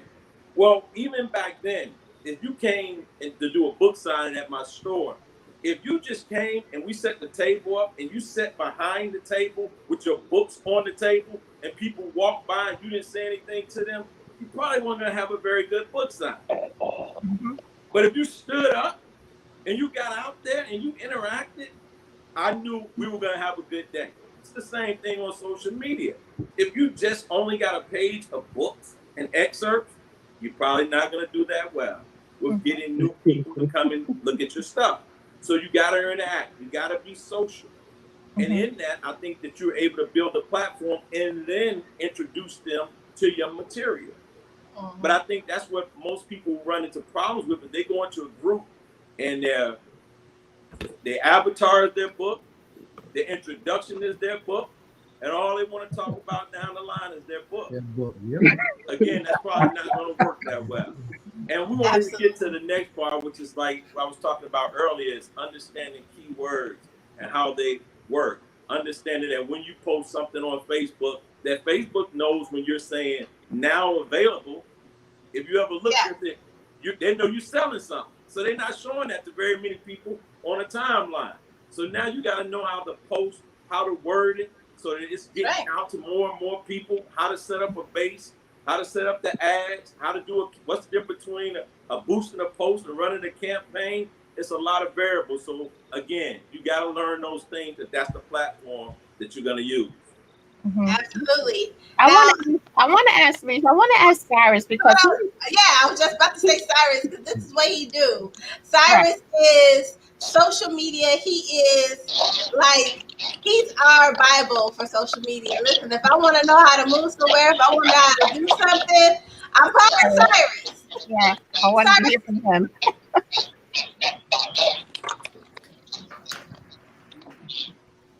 Can you hear us, Cyrus? Can you hear us, Cyrus? Maybe you can't hear us. Cyrus freezing. Oh, you might be froze. While we getting Cyrus together, go ahead, Shannon. Hey, what?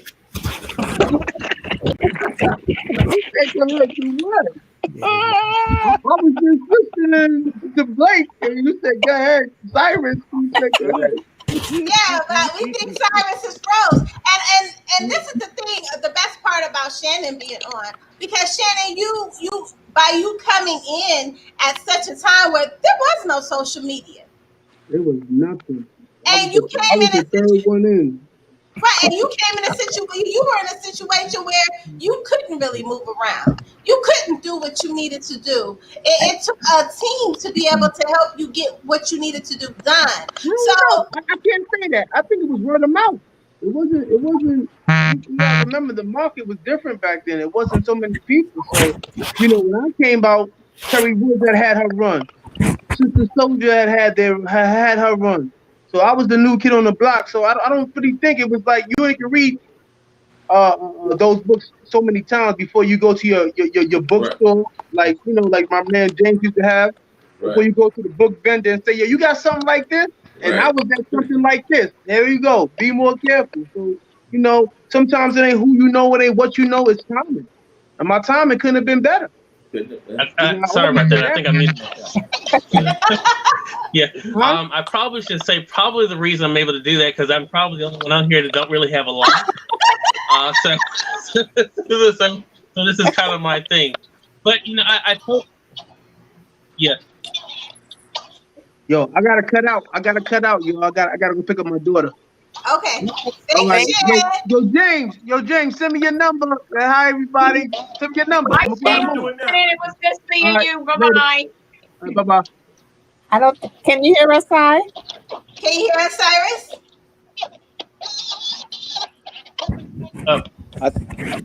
Is he muted again?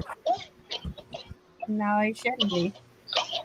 I think Cyrus has a delay. Cyrus got a delay. Yeah, Can you hear me? now. Oh, he froze again. Oh, okay. I want to really hear what Cyrus got to say because this is his thing, social Right. media.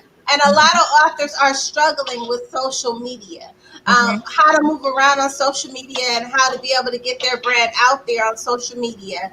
Another thing I want to touch on, and I'm glad that it was brought up, was making sure you're monetizing your pen.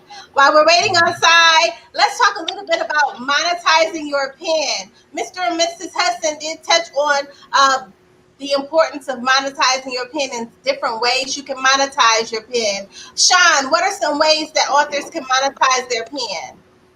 You can sell what you know. For example, I write bios. I charge $50 for a bio, and I probably make on a good week $1,000 a week on bios, not counting numbers, but a bio, a synopsis reconstruction. Pretty much, if you're in this game, particularly on the business side of it, you can monetize those skills. Also, get out the book world, right? So I'm in Atlanta. There's a lot of professional businesses out here in Atlanta. They need website copy done. They need business proposals done. My emphasis on a publishing company is doing the right edits. If you can edit a book, you can write a business plan. You can write a bio. You can do things for a company. You can monetize all of your experience. Even with my company, Pen to Pen, we transitioned from just my books to putting other books out. We revolutionized the game with our publishers package where we get your book from manuscript to this in 90 days. You see what I'm saying? All of those are monetizing your pen. I don't have any skin in the game, just my experience. Also, I do writing coaching, right? Very, very lucrative writing coaching. Because again, looking at this as a business, once you complete my writing course, you have the same thing that a college degree has given you. And by that I mean a means to make money. We have a very comprehensive writing course that we do, and once you're done, you have a published book, and ideally you won't need us anymore. So now you have a new skill set. If you didn't know, you don't have to know how to write a book. Come to us, and we can help you write the book. You see what I'm saying? So those are all different types of ways to monetize your skills. Truth be told, like those royalties come twice a year. I'm good. You know what I'm saying? Just because I'm me monetizing my writing skills. Absolutely. Monetizing your pen. Correct. Quan. I monetize my pen by being a writing fool. But writing is primarily what I know, so I just find different and lucrative ways. Like I do so much shit on the side. Excuse my language. I do so much stuff on the side, but it's all relative to writing because this is primarily I'm good at writing and robbing. One is gonna get me paid. One is gonna get me locked up. So what I do is I write constantly. And like what Sean was saying about being a hybrid author, that's why I had a small chuckle because people don't understand. Like sometimes when you sign with a major, you are beholden to the major, and you can't really go out and do stuff to find a way to make money. So you have to learn the art of the finesse. Correct. To put yourself in a position like me. I do the same thing. Like you see, like I may do one book a year with a major, but I do 2 Kawan books because I'm going to make the lion's share of the money off Kawan books. Correct. So in a sense, you're robbing Peter to pay Paul. I may get an advance from the major, but I'm going to take that advance and I'm going to invest that into Write the E concepts because I know that's going to be my bread and meat. The price year royalties can't do that. I need a constant source of flow of income. Or you may have other like people in different industries. I want to write a book and I don't know. All right, well, give me this, and I'm gonna help you out. I don't necessarily do it for writers because writers come to me a lot of times to ghostwrite because the fee that I charge some of these other people is ridiculous, and I don't feel comfortable doing that to a writer because I know they don't have it. But if you're a record exec or a businessman, and I know you got some cash laying around, let me get that, man. I got you. I'm gonna sit down and I'm gonna get this together. So it's all just finding different ways. I draw, so I start designing clothes. Different is just different things. Monetize my pen, but it's all. But every source of income I have is related to my pen and my creativity.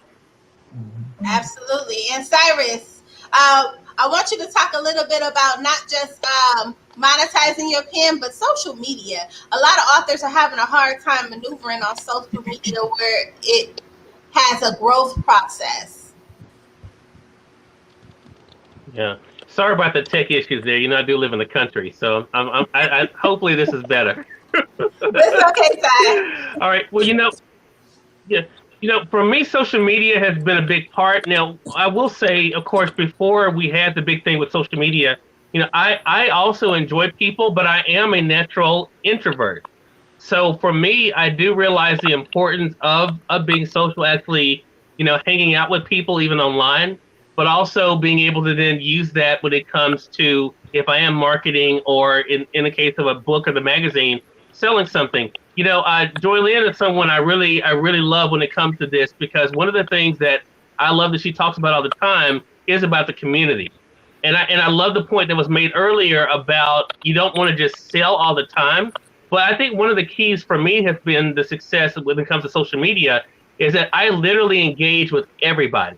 And everything these days online is all about the algorithm. So if you leave me a comment on Facebook, on Twitter, on Instagram, I'm going to actually go in there and comment on everybody's comment. That's right. I think the other side of that too is that not just commenting on things on your page, but what has helped me in building my tribe online is going on other people's pages and congratulating them and and getting involved in conversations that way. So, I kind of look at social media, whether it's Facebook, Instagram, or Twitter for me, almost like attending a networking event. That's what it's like for me. And so I try to go in, try to introduce myself, be able to add some value if I can. If someone's asking a question about something, maybe try to add some input when it comes to that. And then when it comes to the selling, one of the great books that I read a few years ago by Gary Vaynerchuk, Jab, Jab, Jab, Right Hook. I think once you're going in there, you're engaging with people, and then when you're asking for the sale, they feel like, hey, definitely I want what you got, I'm here for you. And so that's really been the big key for me. And that's what I try to help with others. Absolutely. I want to say this before you say, Cyrus made a good point, because Cyrus, he does, whenever I post something or I say his name or whatever, he always comments. He has always done that. And he's not necessarily coming at me to buy something. A lot of authors, a lot of people post stuff to buy something, and then you don't hear from them again until it's time to buy something else. He engages, and that's key, and that's important as far as this social media. You don't just want to just throw something out there for somebody to buy, and after it's done, you have no more communication with them. So that's an important point. Sean? To add to that, right? So what he's doing, what he's saying pretty much, is what I learned along the way, and I advise all my authors. If people buy into you, they'll buy whatever you're selling. I don't care if it's cars, crack, books, marbles. If people buy into you, if they believe in you, you establish that relationship. If they buy into you, they'll buy whatever it is you're selling. Right. So what he's pretty much has done is found a way to translate that to social media. Like, that's my gift. You already know, social media is my Achilles heel. I can't stand it, but I know it's the messenger. It's the devil. Social media is the devil. My real life, I hear you, brother. I hear you. I don't even be on social media putting up a facade. You know what I'm saying? So many people put up on a facade. Like, I really got stuff to do. I'm raising family. You know what I'm saying? Like, my real life is popping. So I hate social media, but it's necessary. Right. You know, and that's what I've learned. Even with the COVID, I've been trying to do more. For example, when I people buy into you, sometimes I might just go live and just talk. I'm not selling anything, but I notice after I go live or whatever, my sales go up.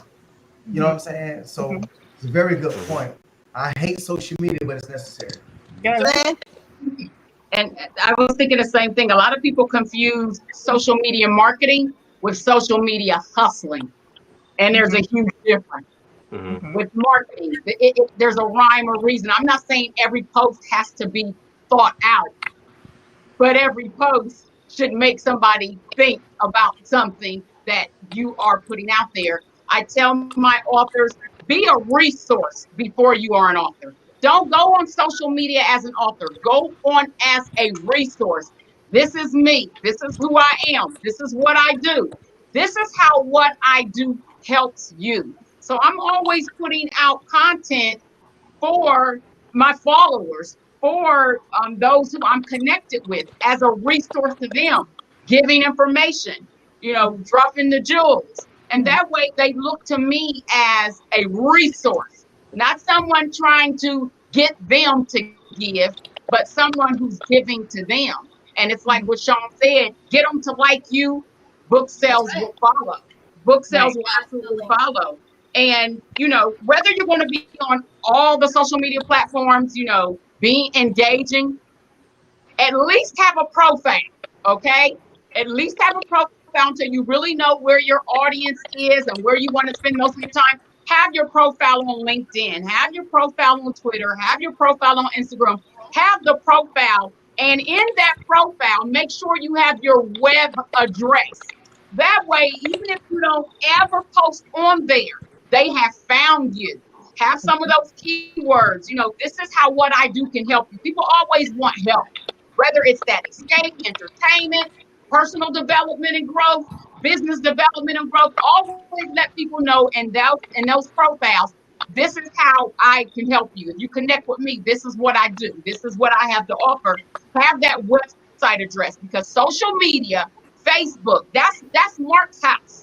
He letting you pitch a tent in his front yard. That's Mark's house. You need your own virtual real estate. Yeah. You can do what you want, invite your company over there. So the goal isn't to keep your readers and followers and tribe on social media. It's to get them off of social media over to your website where you're collecting their information, where you're collecting their names and their email addresses. When Facebook and Instagram shut down that day, half the world lost its mind because they realized, whoa, those aren't my followers. Those aren't my connections. I can't reach out to them and they can't reach out to me. Social media, again, that's somebody else's real estate. You're pitching a tent and they control it.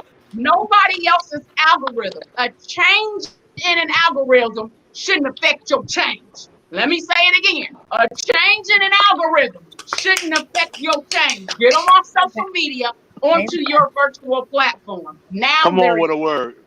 Absolutely. And we say this all the time on Let's Chat. People are not buying you what you're selling, they are buying you.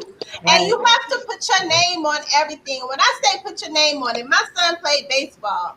And I would always tell him, you get out there, you put your name on it. That means whatever you do out there, you make sure they know your name when you come up off that field. Wherever you go, whatever you do, you make sure they know your name. They know who you are. I've walked in a room and people didn't know who I was, but if I said my name, they're like, "That's you, Alicia."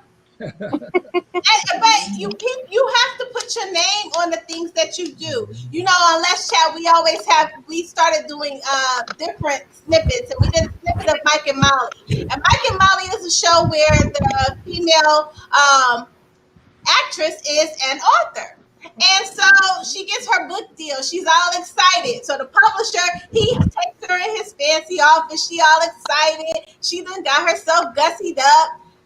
He gave her book in a hardback book with her picture on the back. Her picture, it was all in color. She was excited. She was loving on it. She was like, "Oh my God, I really moved. I made it. I'm a phenomenal," like he said. He takes the book and he throws the book all across the room. And she's like, "Wait a minute, why are you throwing my book?" He was like, "Because now you need to sell yourself to make sure that this book goes viral." That's real. You have to sell yourself and make sure that everywhere you go, you put your name on it. I don't care if you're at a book event, if you're at a library, get with your local library. Make sure they know who you are. Make sure that they know you're an author.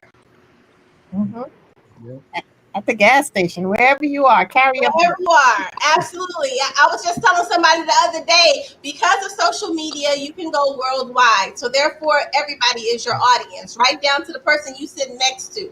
Everybody is your audience, and you have to move accordingly. Now, we have a lot of children's book authors.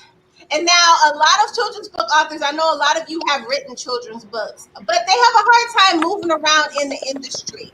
Mr. and Mrs. Wade Hudson, I keep saying Wade, Mr. and Mrs. Hudson, drop some jewels on those children's book authors that they want to be able to pour into the kids. They know, especially our African American kids, need to see books that are relatable and that reflect who they are. Talk a little bit about being able to market and move around in that industry.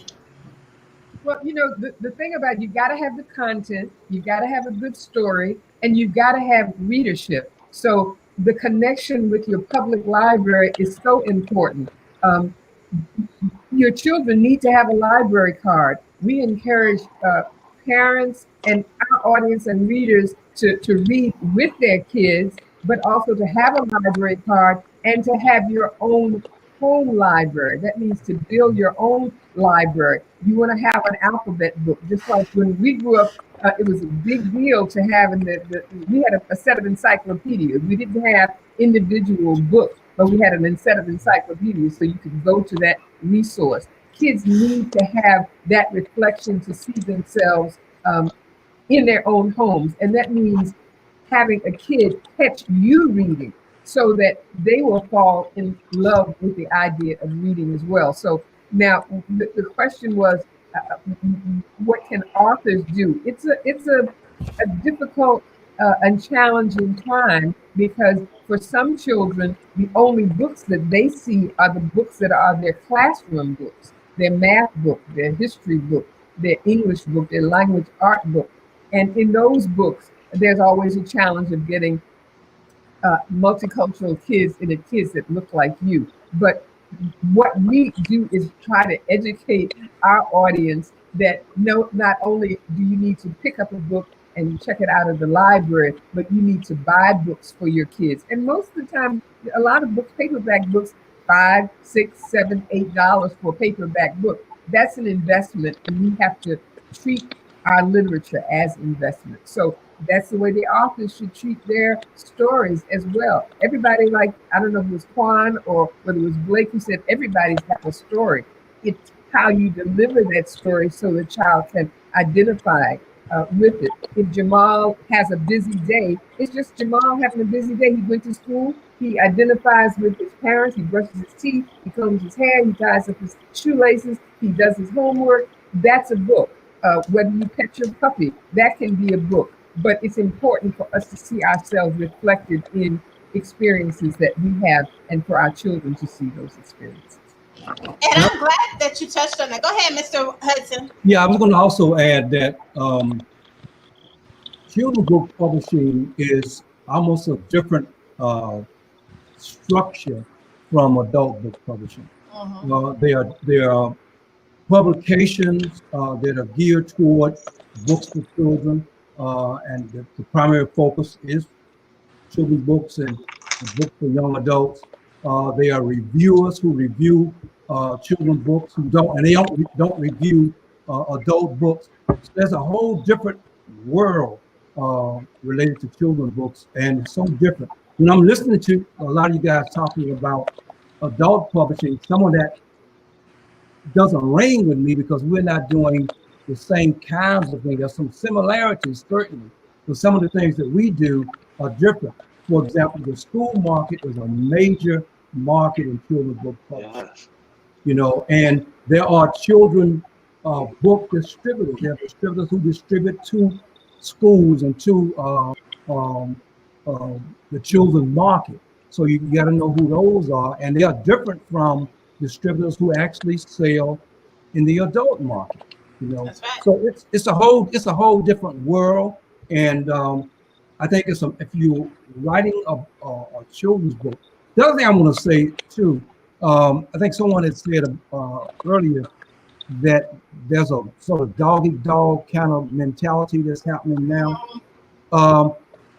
We don't see that in children's book publishing. We sort of consider those of us who create books for children and young adults, we see ourselves as a sort of beloved community. We support each other. We share each other's works on social media. If If I have a book coming out or Cheryl has a book coming out, some of our friends post about that book. So we also have gatherings where we come together to talk and share information about the industry. We share what kind of advances we're getting, because what happens is people of color are not obviously not being treated the same way as white authors. So the only way we know what's happening in the industry is if we share that information. So we've done that with a number of gatherings and opportunities where we share what's going on, what's the standard, because a lot of writers get screwed around, of color get screwed around because they don't even know what to expect. That's right. You're getting an advance that's 1/10 of what the right author's getting. So if we share information and we know what's going on, and I see a lot of progress being made in the industry, because those of us who create books in this market are empowered, and we network and we share and we come together, because we know that we come together, that we can lift this boat as a group, not individually. I want to say because I just want to just jump in because the Hudson's made an important point, and I actually made a note for tonight. Growing up, I was always a reader, but I didn't necessarily know that there was authors that looked like me. So I would go into a library, I would get a book, I would sit there and read it, but I didn't look for authors that looked like me. So how do you guys as publishers make sure that the young art readers that are coming up, how do you vet your children's book authors, or do you have children's book authors on your platform? Can I just ask Sean? Oh, go ahead. Yeah, I have a children's book author signed to me. Shaylee, she wrote a book when she was just 8 years old. And it's not your typical children's book with animation. It's actually her story centered around the things that she went through. Because what we found, a lot of children have similar stories, and we have to be real because each generation is growing up faster than the other. So young Shaylee, she lost her father when she was just 2 years old. Her mother's a single mother. So that's the tale that's being told. She has more in common with a lot of young ladies who look just like her than just the animated stories and whatnot. At 8 years old, our children are very aware of what's going on with their surroundings. So we chose to publish her book in that regard because basically she's telling who she is, her nuclear family, and how she overcame certain things as far as losing her father at 2, how it affected her peer pressure. She spoke about bullying and things of that nature, right?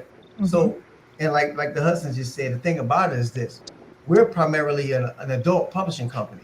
So there are different nuances in children's books that I wasn't familiar with that we had to learn as well. And we're still learning, truth be told. And I'll probably reach out to the Hudsons after this call, but it's just different. I mean, honestly, I have to learn. But absolutely, it's just different. It's different. But it's a huge market for it because ideally, Shaylee was 8 when she wrote that book. So let's say she wrote the next book when she's 10, and so on and so forth. So what we're doing then is growing our readers. And so now, once again, they believe in us. So then they'll believe in our products. So now we have our next generation of readers starting at 8 years old. That was absolutely. And I'm glad that you said that, Sean. Earlier this year I did Vision of Books. A lot of you have done my book event. And I wanted to always educate and give back to the community. So what I did was I wanted to give back to families. And I said, well, I didn't want to do a backpack drive. Everybody does that. And it seemed like that list that we get from the teacher is bigger every year. This was pre-COVID. So what I did was we sponsored a classroom, and a lot of authors, Terry Woods was one of the authors. She made sure that their school classroom, not just the school, but their classroom library had books. And not only did she make sure the classroom library had books, each one of those kids took a book home of hers. And Sean talked about growing your readers. What does Terry Woods do? Not only does she do books, she got movies. So she is growing her readers. And so I thought that was a great thing to add to my event, to be able to allow authors to not only just give back, but be able to brand themselves to a younger generation. I want to shout out SF Hardy, who was one of my clients. And, a lot of libraries are doing virtual story times. You have some that aren't anymore because they're opening up a little bit, but a lot of libraries are doing virtual story times. But what I love about her is what she did was her own virtual story time. Because she's a librarian as well, she does her own virtual story time. Sometimes, just like what we talked about at the beginning of the show, you have to create your own table. You have to create your own lane. You got to be able to draw, like Joylyn said, bring those people to you. It's great to be on other people's platforms so that you can put your name on it there, but you want people to know that you have content on your own. So that is a great idea for children's authors. Do your own story times on your own social media, whether you have friends or classrooms, because some classrooms are not going back into session, but some are. So when they go back into session, reach out to those teachers, kindergarten teachers, first grade teachers, do story times in their libraries, in their schools. My son went to school in Michigan, and Jonathan Rand, my son's name is Jonathan, but he ended up loving his middle grade books because every 2 months he was in the schools, in the classroom, sharing his time, his knowledge, and his books with the kids. And my son loves Michigan Chiller books at that time. He's in college now, but Michigan Chiller was his thing. James Patterson's middle school books, that was his thing. He was relatable to him. So you guys have to, again, like Joylyn said, think outside of the book. Joylyn, Yes. because you do go through, you have a middle-age young adult children's book. Talk a little bit about that experience and ways that you feel that people need to kind of come outside of that book and expand their brand in that genre. Well, even with my children's book, even with my picture book that was published by Just Us Books, I have used that book as a basis to get into the classrooms and the libraries. Yay, there it is. I've used that book regardless of age. I have used that book as a foundation with middle grade, with high school, and even college, just to show them this is a foundation. I'm always teaching the book is the foundation. The book is not the entire business, it's the foundation. And it can lead to so many other things. Even right now with COVID, there are still virtual classrooms who need you to come in and speak to their children, to do readings to their children. So don't not reach out to them. Treat it the same way you would. Now, typically, when we didn't have COVID, I would go straight to where I knew the money was. Not the English teacher, not the principal, the PTA and the PTO. Yep. They are selling candy bars and candles to pay for author business. So I went straight to the money. I went straight to who was cutting the check. I would go into the schools and I would have my package, my proposal. People love hearing your ideas. It's real cute over coffee. But when you want somebody to cut a check, have a plan, write it out, have a plan. So I would go with my package and I would ask, could I leave it with the PTO, with the PTA president? And then I would follow up. And then I would actually attend the PTA PTO meeting so I could sell myself. Plus, I like cookies, and they always got cookies and juice at those PTA and PTO meetings. So, I'm getting my little grub on too. So I'm going in and I'm going to the PTA, I'm going to the PTO, I'm selling myself. So I would start there and I would get paid nice sums of money to come in during library session during school. Every child during a week, they're going to come to that library. So I will be paid to present, to teach some type of workshop. And I created workshops and curriculums and lessons around my book. You've got to give children, you have to keep them going. So when you have a picture book that's a 5-minute read and the teacher wants you to do a 45-minute assembly, you've got to have a plan. Yep. I would have that plan. I will create that curriculum. And again, library time fits because you have every student in the class coming And we even had it where I was there teaching them to write a book. So maybe the fifth graders getting ready to go to sixth grade, and I had them write a book to fourth graders or whatever the lowest grade level was at the school. So they were writing them. So not each child is writing a message, and the book is going to be passed down to everyone that comes into the new grade level. We went to the community and said, hey, go to book. Every child coming in is going to get it. Pay $25 for your restaurant. Pay $25 with an ad for your business. So what they come back tenfold. So I pitched it in such a way that it was be cutting me a check. And so don't let COVID again, don't let excuse not to keep moving. There are ways around it. School is still storm, but it's still in session.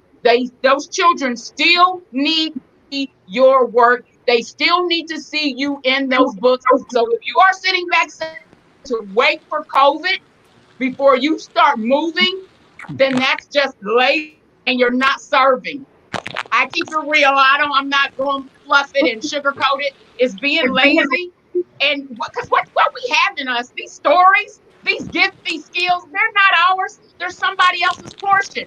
And when you're not out serving, that means people are starving. So if you're waiting for COVID, folks already hungry. The money's changed up. So they're already hungry. Why are you starving no more? Keep it moving. No excuse zone. Absolutely. And that goes into the next great question. Absolutely. The business pivoting during COVID.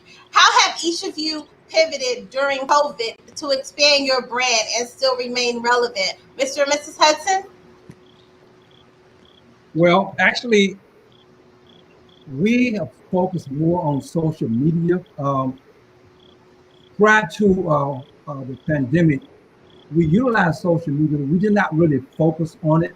And so we found new ways of marketing via social media.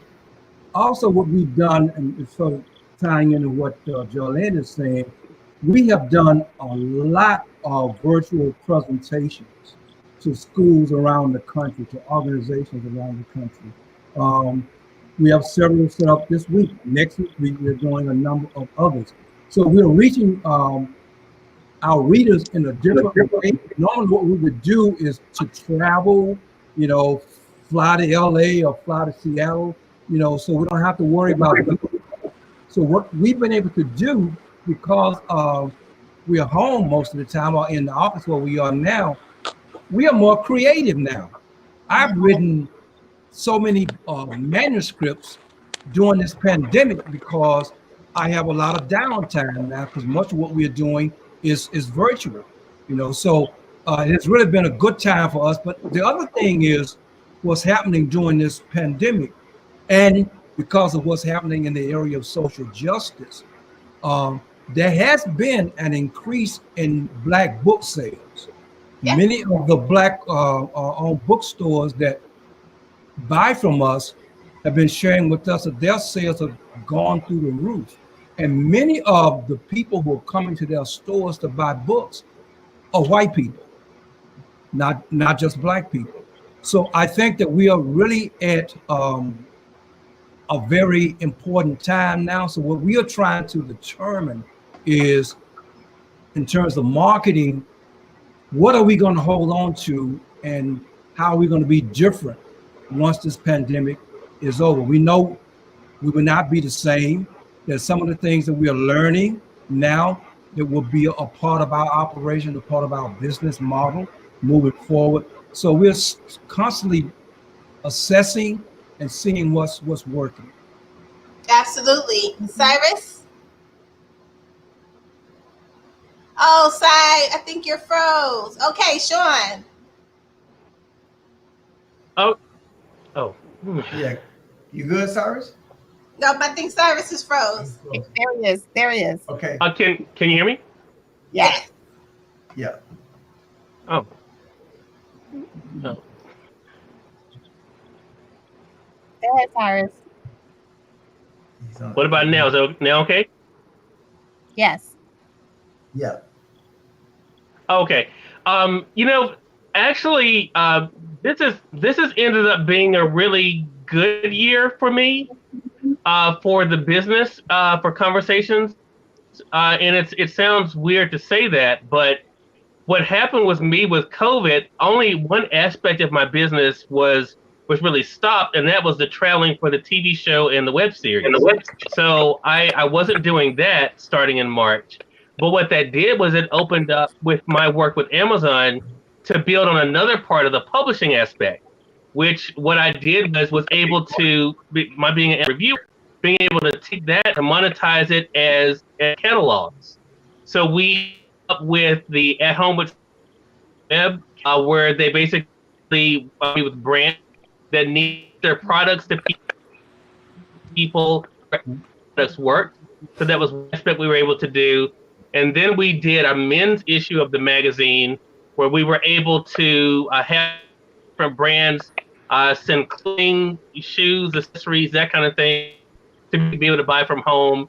And a gift idea brochure that's coming in November, again geared to those who are doing their shopping at home versus going into a store for the holidays. So for me, it really has been doubling down on what I was doing already, opening up new opportunities in that process. Absolutely. Sinclair?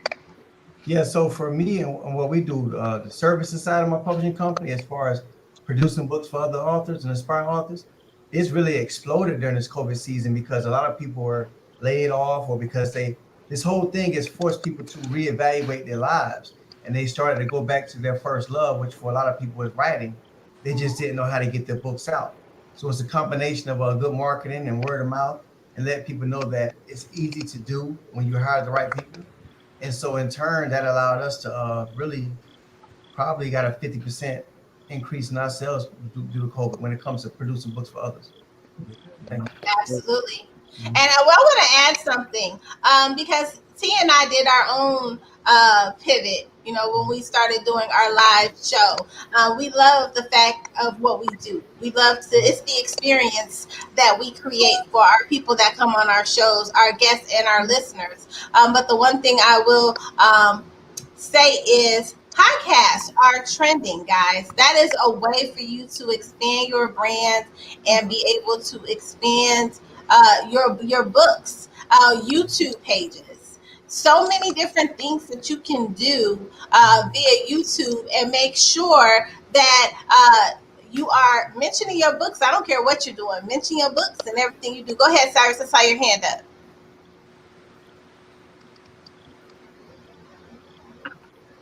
Did we lose him again? He might have a delay. Go ahead. Go ahead, Cyrus. His phone is on mute, please. Unmute. Oh, yeah. Yeah, he's muted. Hold on. Versus is muted. Okay, Si, I think you got yourself muted because I can't unmute you here. Okay, go ahead, Blake, while we get Cyrus together. Okay, help me out with the go ahead part, because I kind of I was listening to what Cyrus was about to say. Right, well, we're talking about business pivot in the season of COVID. And everybody has talked about their pivot in the season of COVID and how COVID has... Well, you know, and honestly, for me, and I think, you know, a lot of you are familiar with that. I mean, by me doing a lot of publishing within the ebook side, you know, I had great success with the partnership with me and David Weaver, and then going on with Blake Karen Presents. And so the ebook market has still been very well for us because, you know, we're using a different dynamic of bringing new authors to a more trendy type of reader. So I know, like, we were talking a little bit earlier about those who are kind of more focusing on the longevity side of it. And that's the thing about, again, understanding your audience and what it is that you do. And so because with us on social media, we are more into producing things that people are currently reading now. And so more series type books. and really maximizing Kindle Unlimited and the All-Star bonus programs and things along that line that they offer. Now, Shannon is gone now, but Shannon would tell you that I'm more of a business hustler type person. So I try to ride the waves and just try to look at what's going forward from a business aspect. Now, how I conduct my own personal writing is different, but I do recognize that it's another market out there. So actually for us, everything has been up pretty well during the COVID season just because more people are reading. And so we've just been kind of taking advantage of that and increasing the amount of books that are coming out and within the series size and trying to maximize pages read within Amazon. So, and we're just getting ready now for the upcoming season. We know the holidays, they're going to sell more Kindles, Fires, and there'll be new platforms and more reading. And we just want to make sure we got the most material on there, to get pages read. So, a little different system. Because I know I learned a time ago that you can try to sell 100,000 copies of one book, or you can try to sell 10,000 of 10, or just 1,000 of 100. But it's more 100 books that'll sell 1,000 than it is one book that'll sell 100,000. And so I'm more playing a numbers game. Okay. Listen, we have to leave.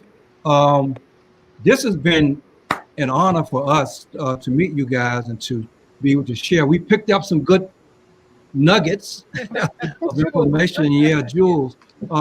But can we get the contact information or email information for everybody so we can stay in contact? Absolutely. Well, we already know Jolene, so. Right. What I can do is I'll have everybody's email. Are you guys okay with me sending your email? Yeah, okay, so I'll send you everybody's email tonight. And people can send it to everybody. Website justusbooks.com. And there are a lot of children's authors. Are you guys open for submissions while you're here? So they'll know. Yes, but and the submission guidelines are on a tab on our website. So go to justusbooks.com and look under submissions. We're particularly interested in middle readers now, that's 8 to 12, but we're also open for picture book manuscripts and also with our imprint marimba books. So for both Just Us Books and marimba books. Yes, definitely. Marimba, okay. I believe in marimba, okay. That's all right. Thank you so much for joining us. Appreciate you guys. Thank you. Thank you so very much. Thank you. Thank you, Jolene, for the introduction. Absolutely. I want to pivot now, just for a little bit. If you can just drop some distribution jewels on our listening audience. And Quan, can we start with you? Sure. Distribution is key. Even in the age of because Amazon has made stuff a whole lot easier if you know where to look, but distribution is still key. As far as like getting your books in the stores and stuff like that. Like we don't have as many outlets as we did. Like there's no more like the Borders and all that stuff is shut down, but there's still some outlets out there. I know a lot of people use what is it, the Create Space? They're calling it something else now, Ingram Spark and stuff like that. Something that I personally like to do is I like to go out to the mom and pop bookstores for however few that are still left and do business with them like that and get it to them like that.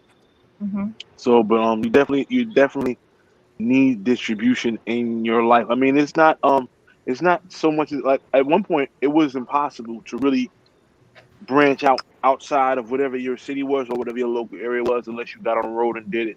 But it's a little bit of a different game now. Okay.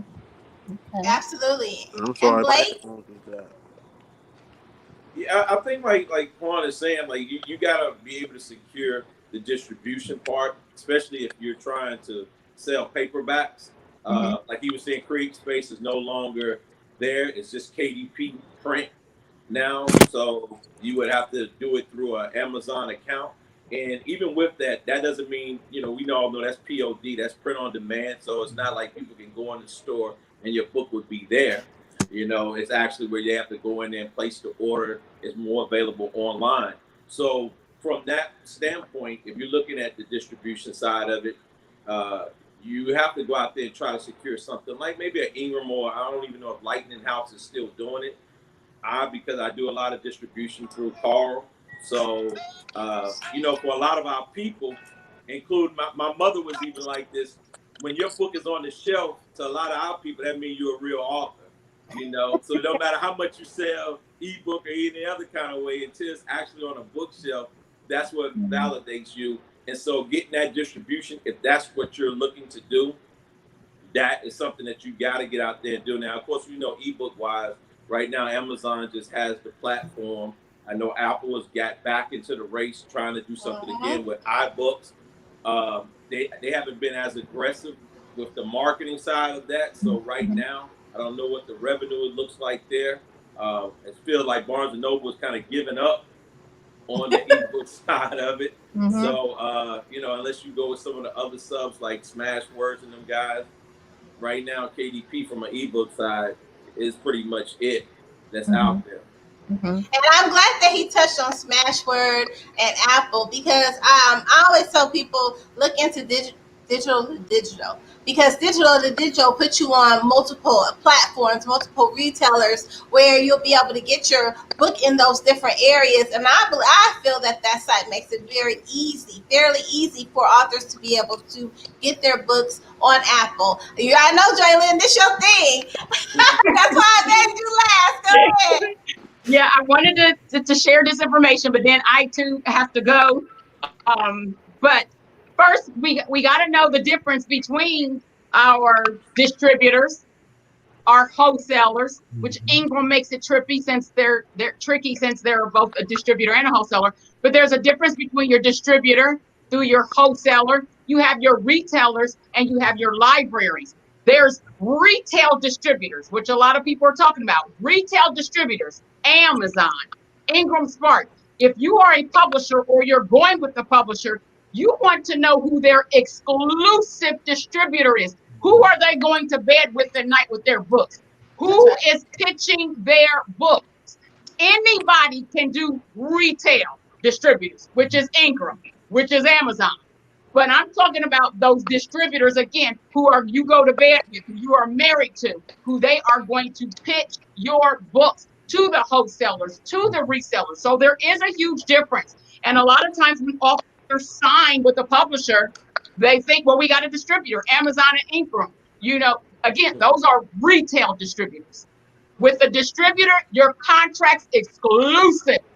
There are terms that have to be met. There are quality and condition all your books must adhere to. With the wholesaler, it's not exclusive. The wholesaler is more in favor of the consumer, while the distributor, they're in favor of you. So first and foremost, yes, you want the distributor, but know the type of distributor you're dealing with. Even if you're self-published and you're going to put out several titles where you have a nice catalog.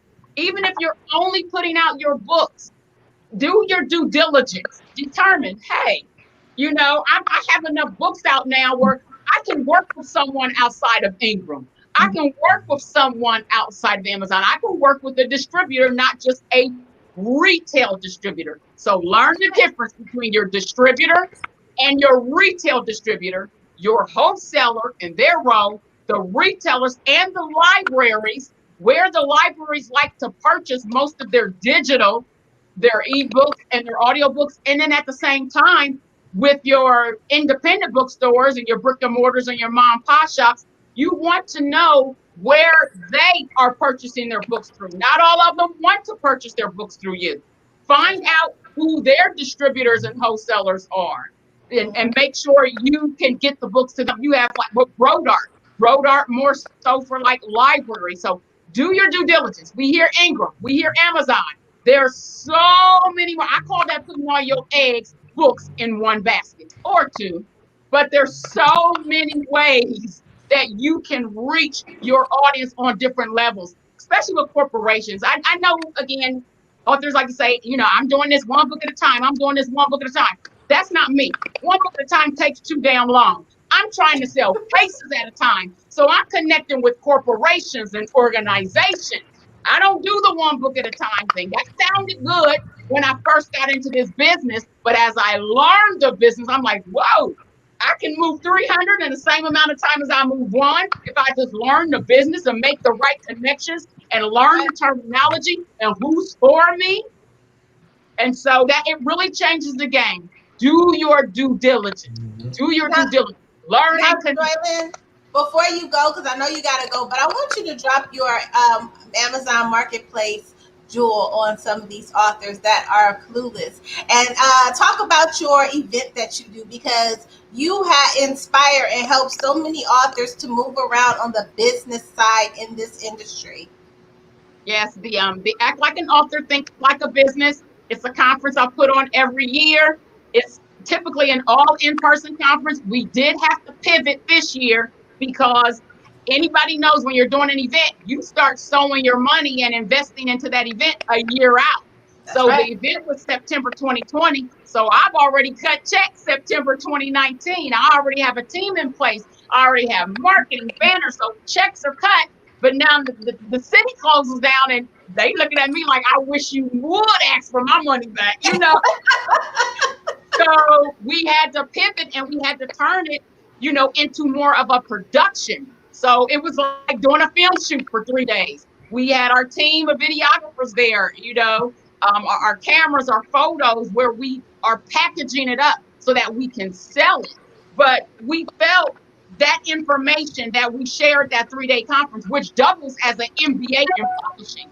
It has curriculum that doubles as the MBA in publishing. We said with everyone writing right now, people need to learn this business. So, did we make the income we normally would have made? No, but we made the impact. And Right. sometimes the impact has to supersede the income. And when you have a business mind, like I said, you can figure out now how are we going to package this up and get some residual income from this. That's right. So that's what we're working on now. So act like an author, think like a business. My company, Path to Publishing, www.path2publishing.com. You can purchase the curriculum. That's what it is. It's a double, again, it doubles as the MBA in publishing program. It's one of those events that are geared towards authors elevating, authors leveling up.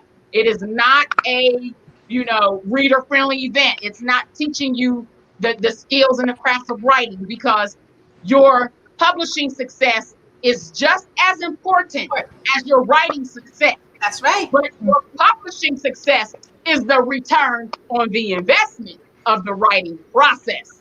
That's right. If that sink in minutes. Absolutely. Drop your jewel, your Amazon Marketplace jewel. I know that's like an exclusive, but they don't know. They need to know, Joylyn. They need to know. You gotta tell them. I sell my books on Amazon in 3 ways. The average author, they will sell their books on Amazon usually through POD. I sell it 3 ways because Amazon has control over everything. They have control over whether when someone Googles your book, whether somebody can buy it from you or they can buy it from Al, who you put a post on social media saying, hey, anybody want to review my book? Al want to review everybody's book because he got a store on Amazon. He's taking everybody's book and he's selling it. So he's turning your business into his hustle. He's turning your book into his hustle. So I said, wait a minute. If you can't beat them, join them. So I sell my books through the PLD. I sell my books through the Amazon Marketplace, which means I had to create a store to compete with my own book on Amazon. I called the store Books for Less. So when Amazon decides, when someone wants to come purchase my book through the PLD for the full price, $19.95, but then you get that little box that says, also available here, like new, for $3-4 cheaper. That like new is me. But I had to compete against myself because I was on Amazon's game. So not only that, I'm also selling my books through the Advantage. Now, this depends on how hard you're going on the business side. Have you done your market research? Have you done your marketing plan? And have you done your business plan as a whole? Because it's not going to make sense, and it's not going to make sense if you don't realize that my sales will cover this. because there is a fee for I want to say it's the Advantage, the Amazon program. It's like $99 a year. With the marketplace, you're setting up a store. So Amazon's going to get a cut. So in order for me to block out all of these other people trying to sell my books, or Amazon trying to put that sale box to show people you can get my books for $3-4 cheaper, I have to compete with myself 3 different ways. But at the end of the day, the check comes to my P.O. box, and that's all that matters. We appreciate you. We appreciate you. I just want to say, first of all, thank you. Every time I call on you, you come through. You are always there. All of you are always there. But Joylyn, I appreciate you even from the times that you fussed at me. Like, listen, she has fussed at me for like 2 hours straight. I know she fussed at me too, Joylyn. For being too nice and not doing what I'm supposed to do for me. But I appreciate you. I appreciate the knowledge that you bring. And I thank you for spending your time, your space, and the energy with us today. And I only fuss at y'all because you're setting a standard. And so if you don't create that standard, even with your price and if your value, I hear people say all the time, I know my worth, know your worth. It doesn't matter if you know your worth if you're not letting other people know your worth. That's right. So when you do a disservice to yourself, you're doing a disservice to me. You're doing a disservice to my daughter. You lowballing. You're not putting out what now we got to pay the price. And so I take it personal because you never know who's going to be on the other side of the desk. You never know who's going to be cutting the check. And there might not be someone with the confidence or the courage you have to stand up and say, whoa, wait a minute, this ain't right. Or this could be better, or I'm worth more. So if you don't do it, if we don't do it, then those under us, even if they want to be hard-headed and don't listen to us, they're going to have even a harder struggle. So I always think about the next person under me. If I don't do this right, if I don't stand up and let people know my worth, then the next person has to suffer for it. So that's the only reason why I fuss, because you in the day, you messing up my money and my family's money. Well, Joylyn, you already know how I feel about you, and you are constantly in my ear with what you are. Absolutely. I appreciate you, Joylyn. All right, thank you. See everybody later. It's been a pleasure. Thank you. Thank you. Thank you. Be in touch. All righty. All right, we got the 3 fellas. Resources is our last category. Talk a little bit about resources, writing resources, marketing resources. I remember when I first heard Quan talk. Quan talked about guerrilla marketing and his marketing resources. Sean, talk a little bit about that before you head out. As far as marketing resources? Resources, writing resources, marketing resources. Google's your friend, bro. That's it. Google's your friend. Google can teach you things that a university can't teach you. Some of it is trial and error, but Google would be your first place, I would say. YouTube/Google would be your first place to go. Everything is not going to work for everyone. So you have to find out what works for you. But that starts with your research, your market research. And a lot of times Google is the first place to start, Google/YouTube. However, recognize that everything isn't going to be on Google, because Google, they don't put everything on there as well. You know what I'm saying? We can't rely too much on Google to be our source, because it's a business as well, believe it or not. Google makes money by selling things also. Right. But as a resource, Google is a great place to start. Awesome. And YouTube. Thank you. What about you, Quan? How do you feel? Me, I'm old school, man. I believe in being in people's faces. I believe that because like people, and somebody asked me like, yo, when I got with Cash Money in whatever year that was, 2012, 2010, they were like, yo, who does your marketing? And I said, me. And they said, yo, you don't pay. No, me. You have to just find new and innovative ways to make sure that you're in people's faces. I think at least once a day, if not more so, you should talk about your book on your social media platforms. Are you talking about who's sleeping with who and who's doing this, who's doing that?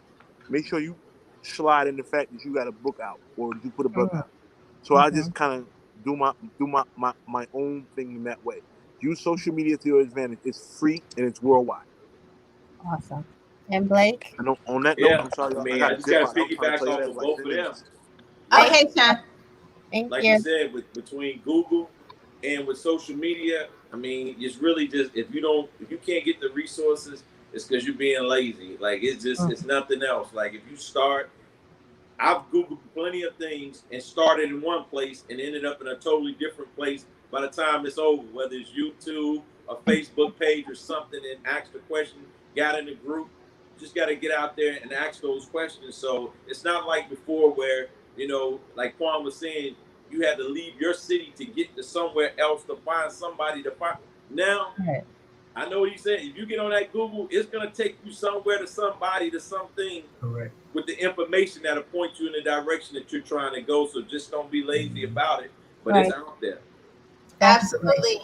Absolutely. And, there are a lot of different resources. People always ask me about resources. Joy Lynn always says be a resource. And I'm a resource to so many.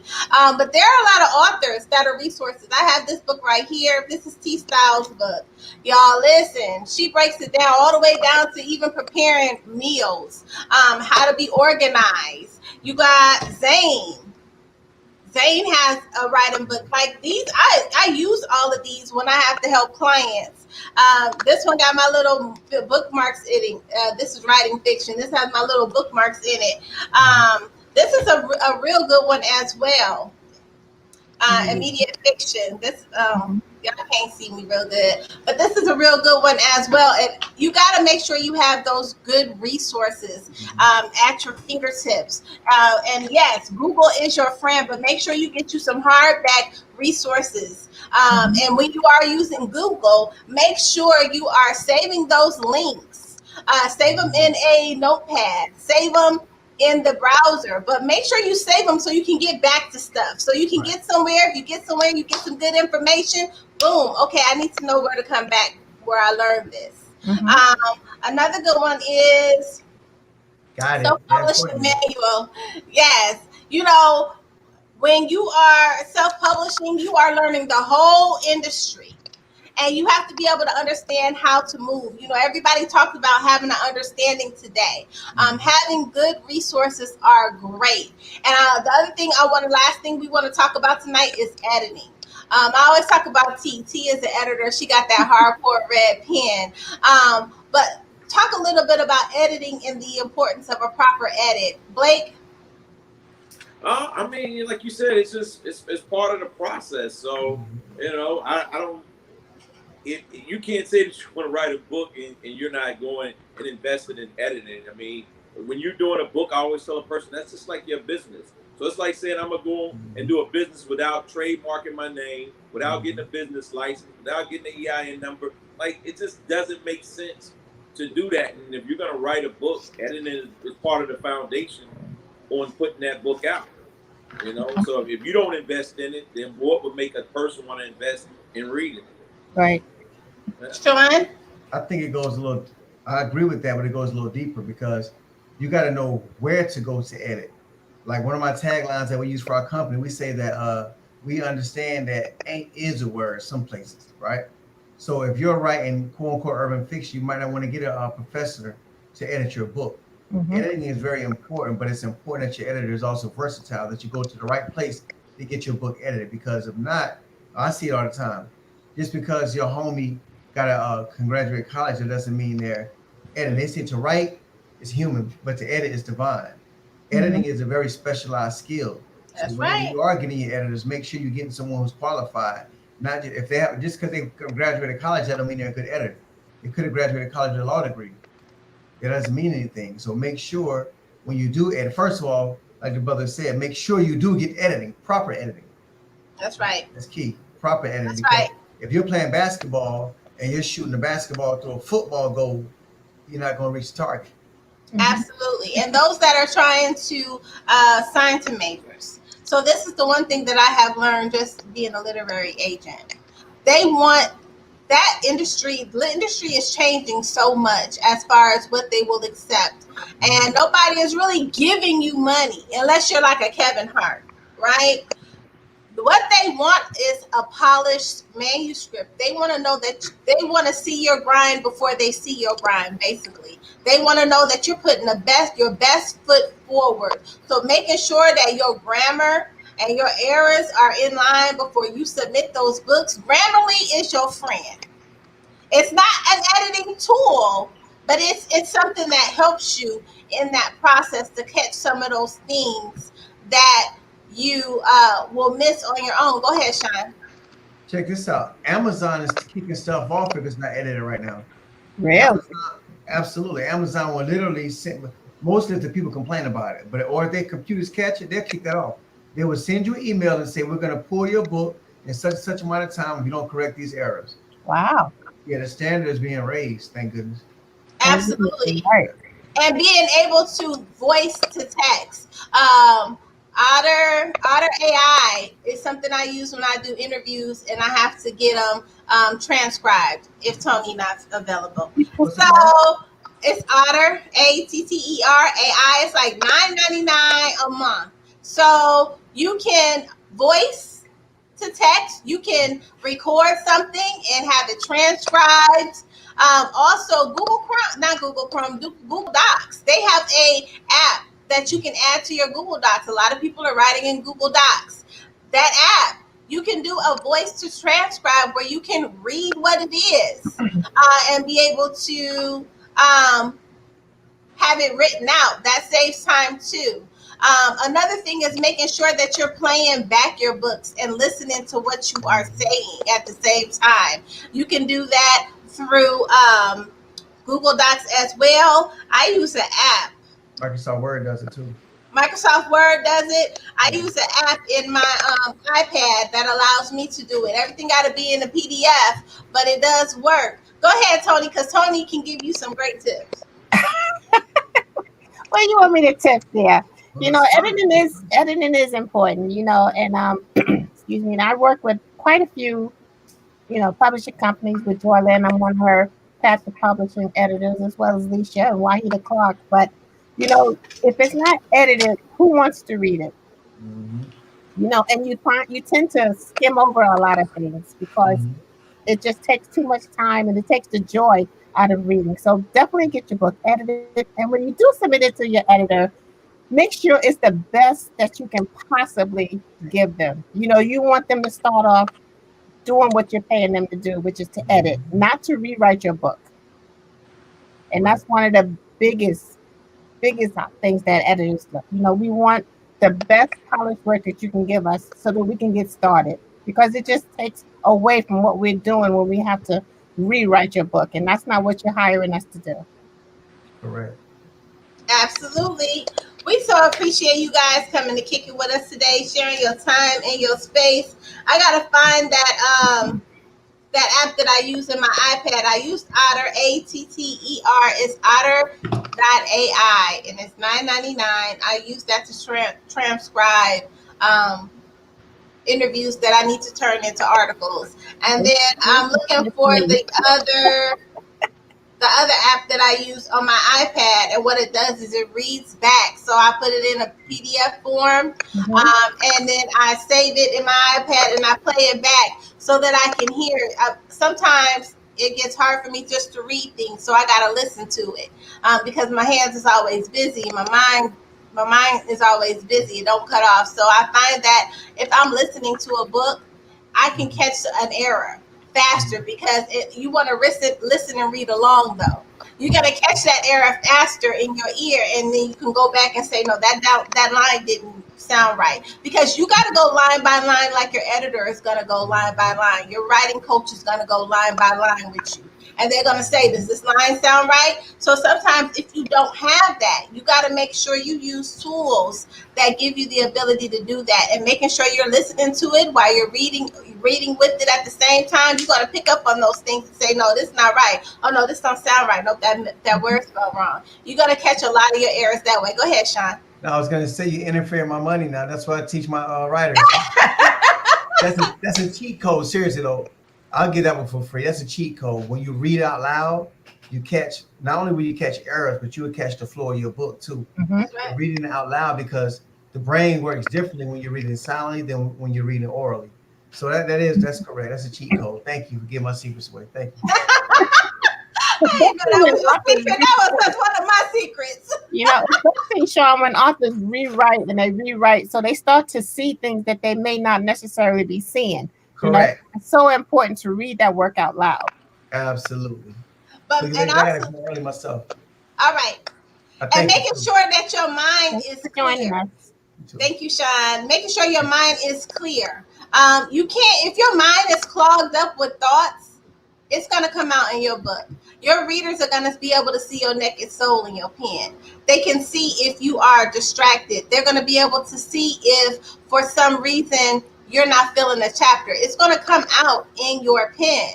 A reader picks up on all of that. So you have to make sure that your mind is clear. If you got other thoughts, make sure that you keep a note somewhere.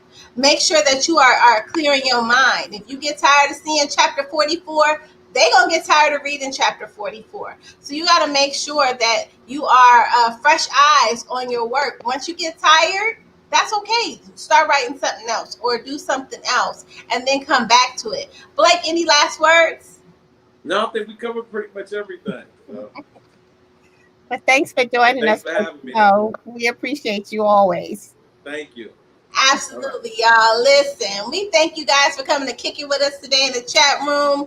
Our whole goal today was to invoke thought, advancement, and elevation to you guys. I hope that you guys all got some jewels out of this segment. I hope that you guys got ways to better market yourself. I hope that you guys got ways to just light a fire under your vision and your brand.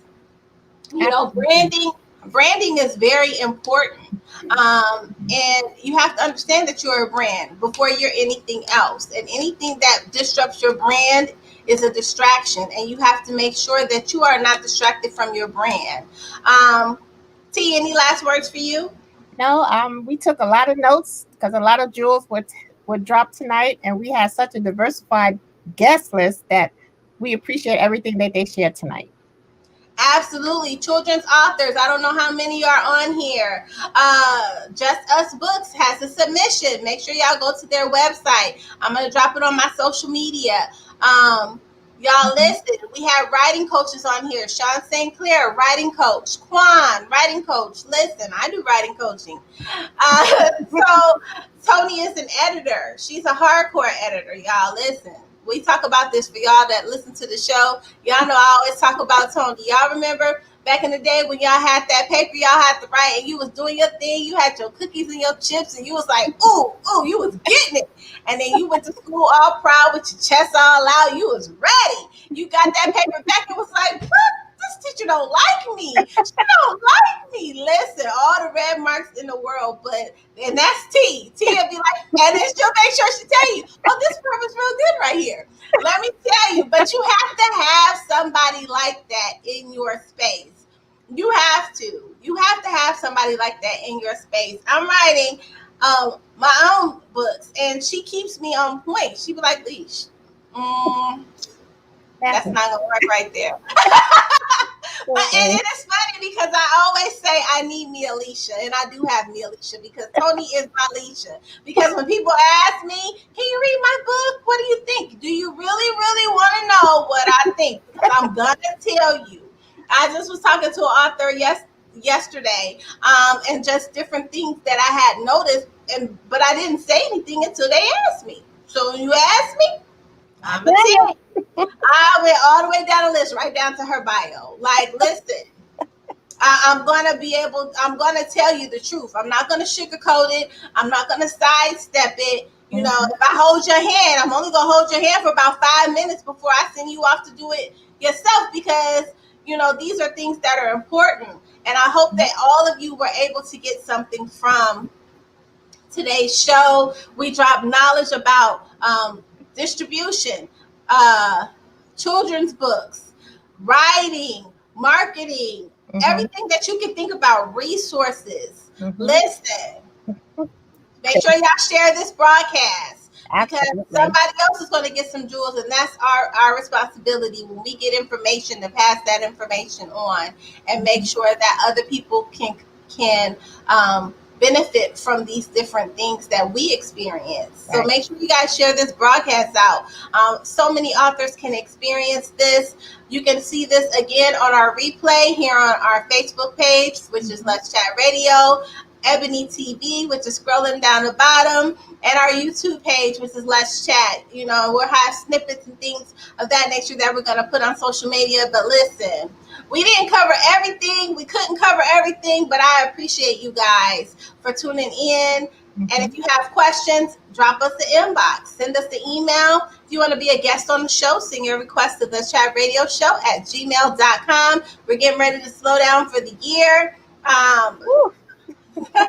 November the 20th is going to be our last show. So if you want to get into Let's Chat, send your request in. If you want to do Let's Chat live, lives do come with a fee.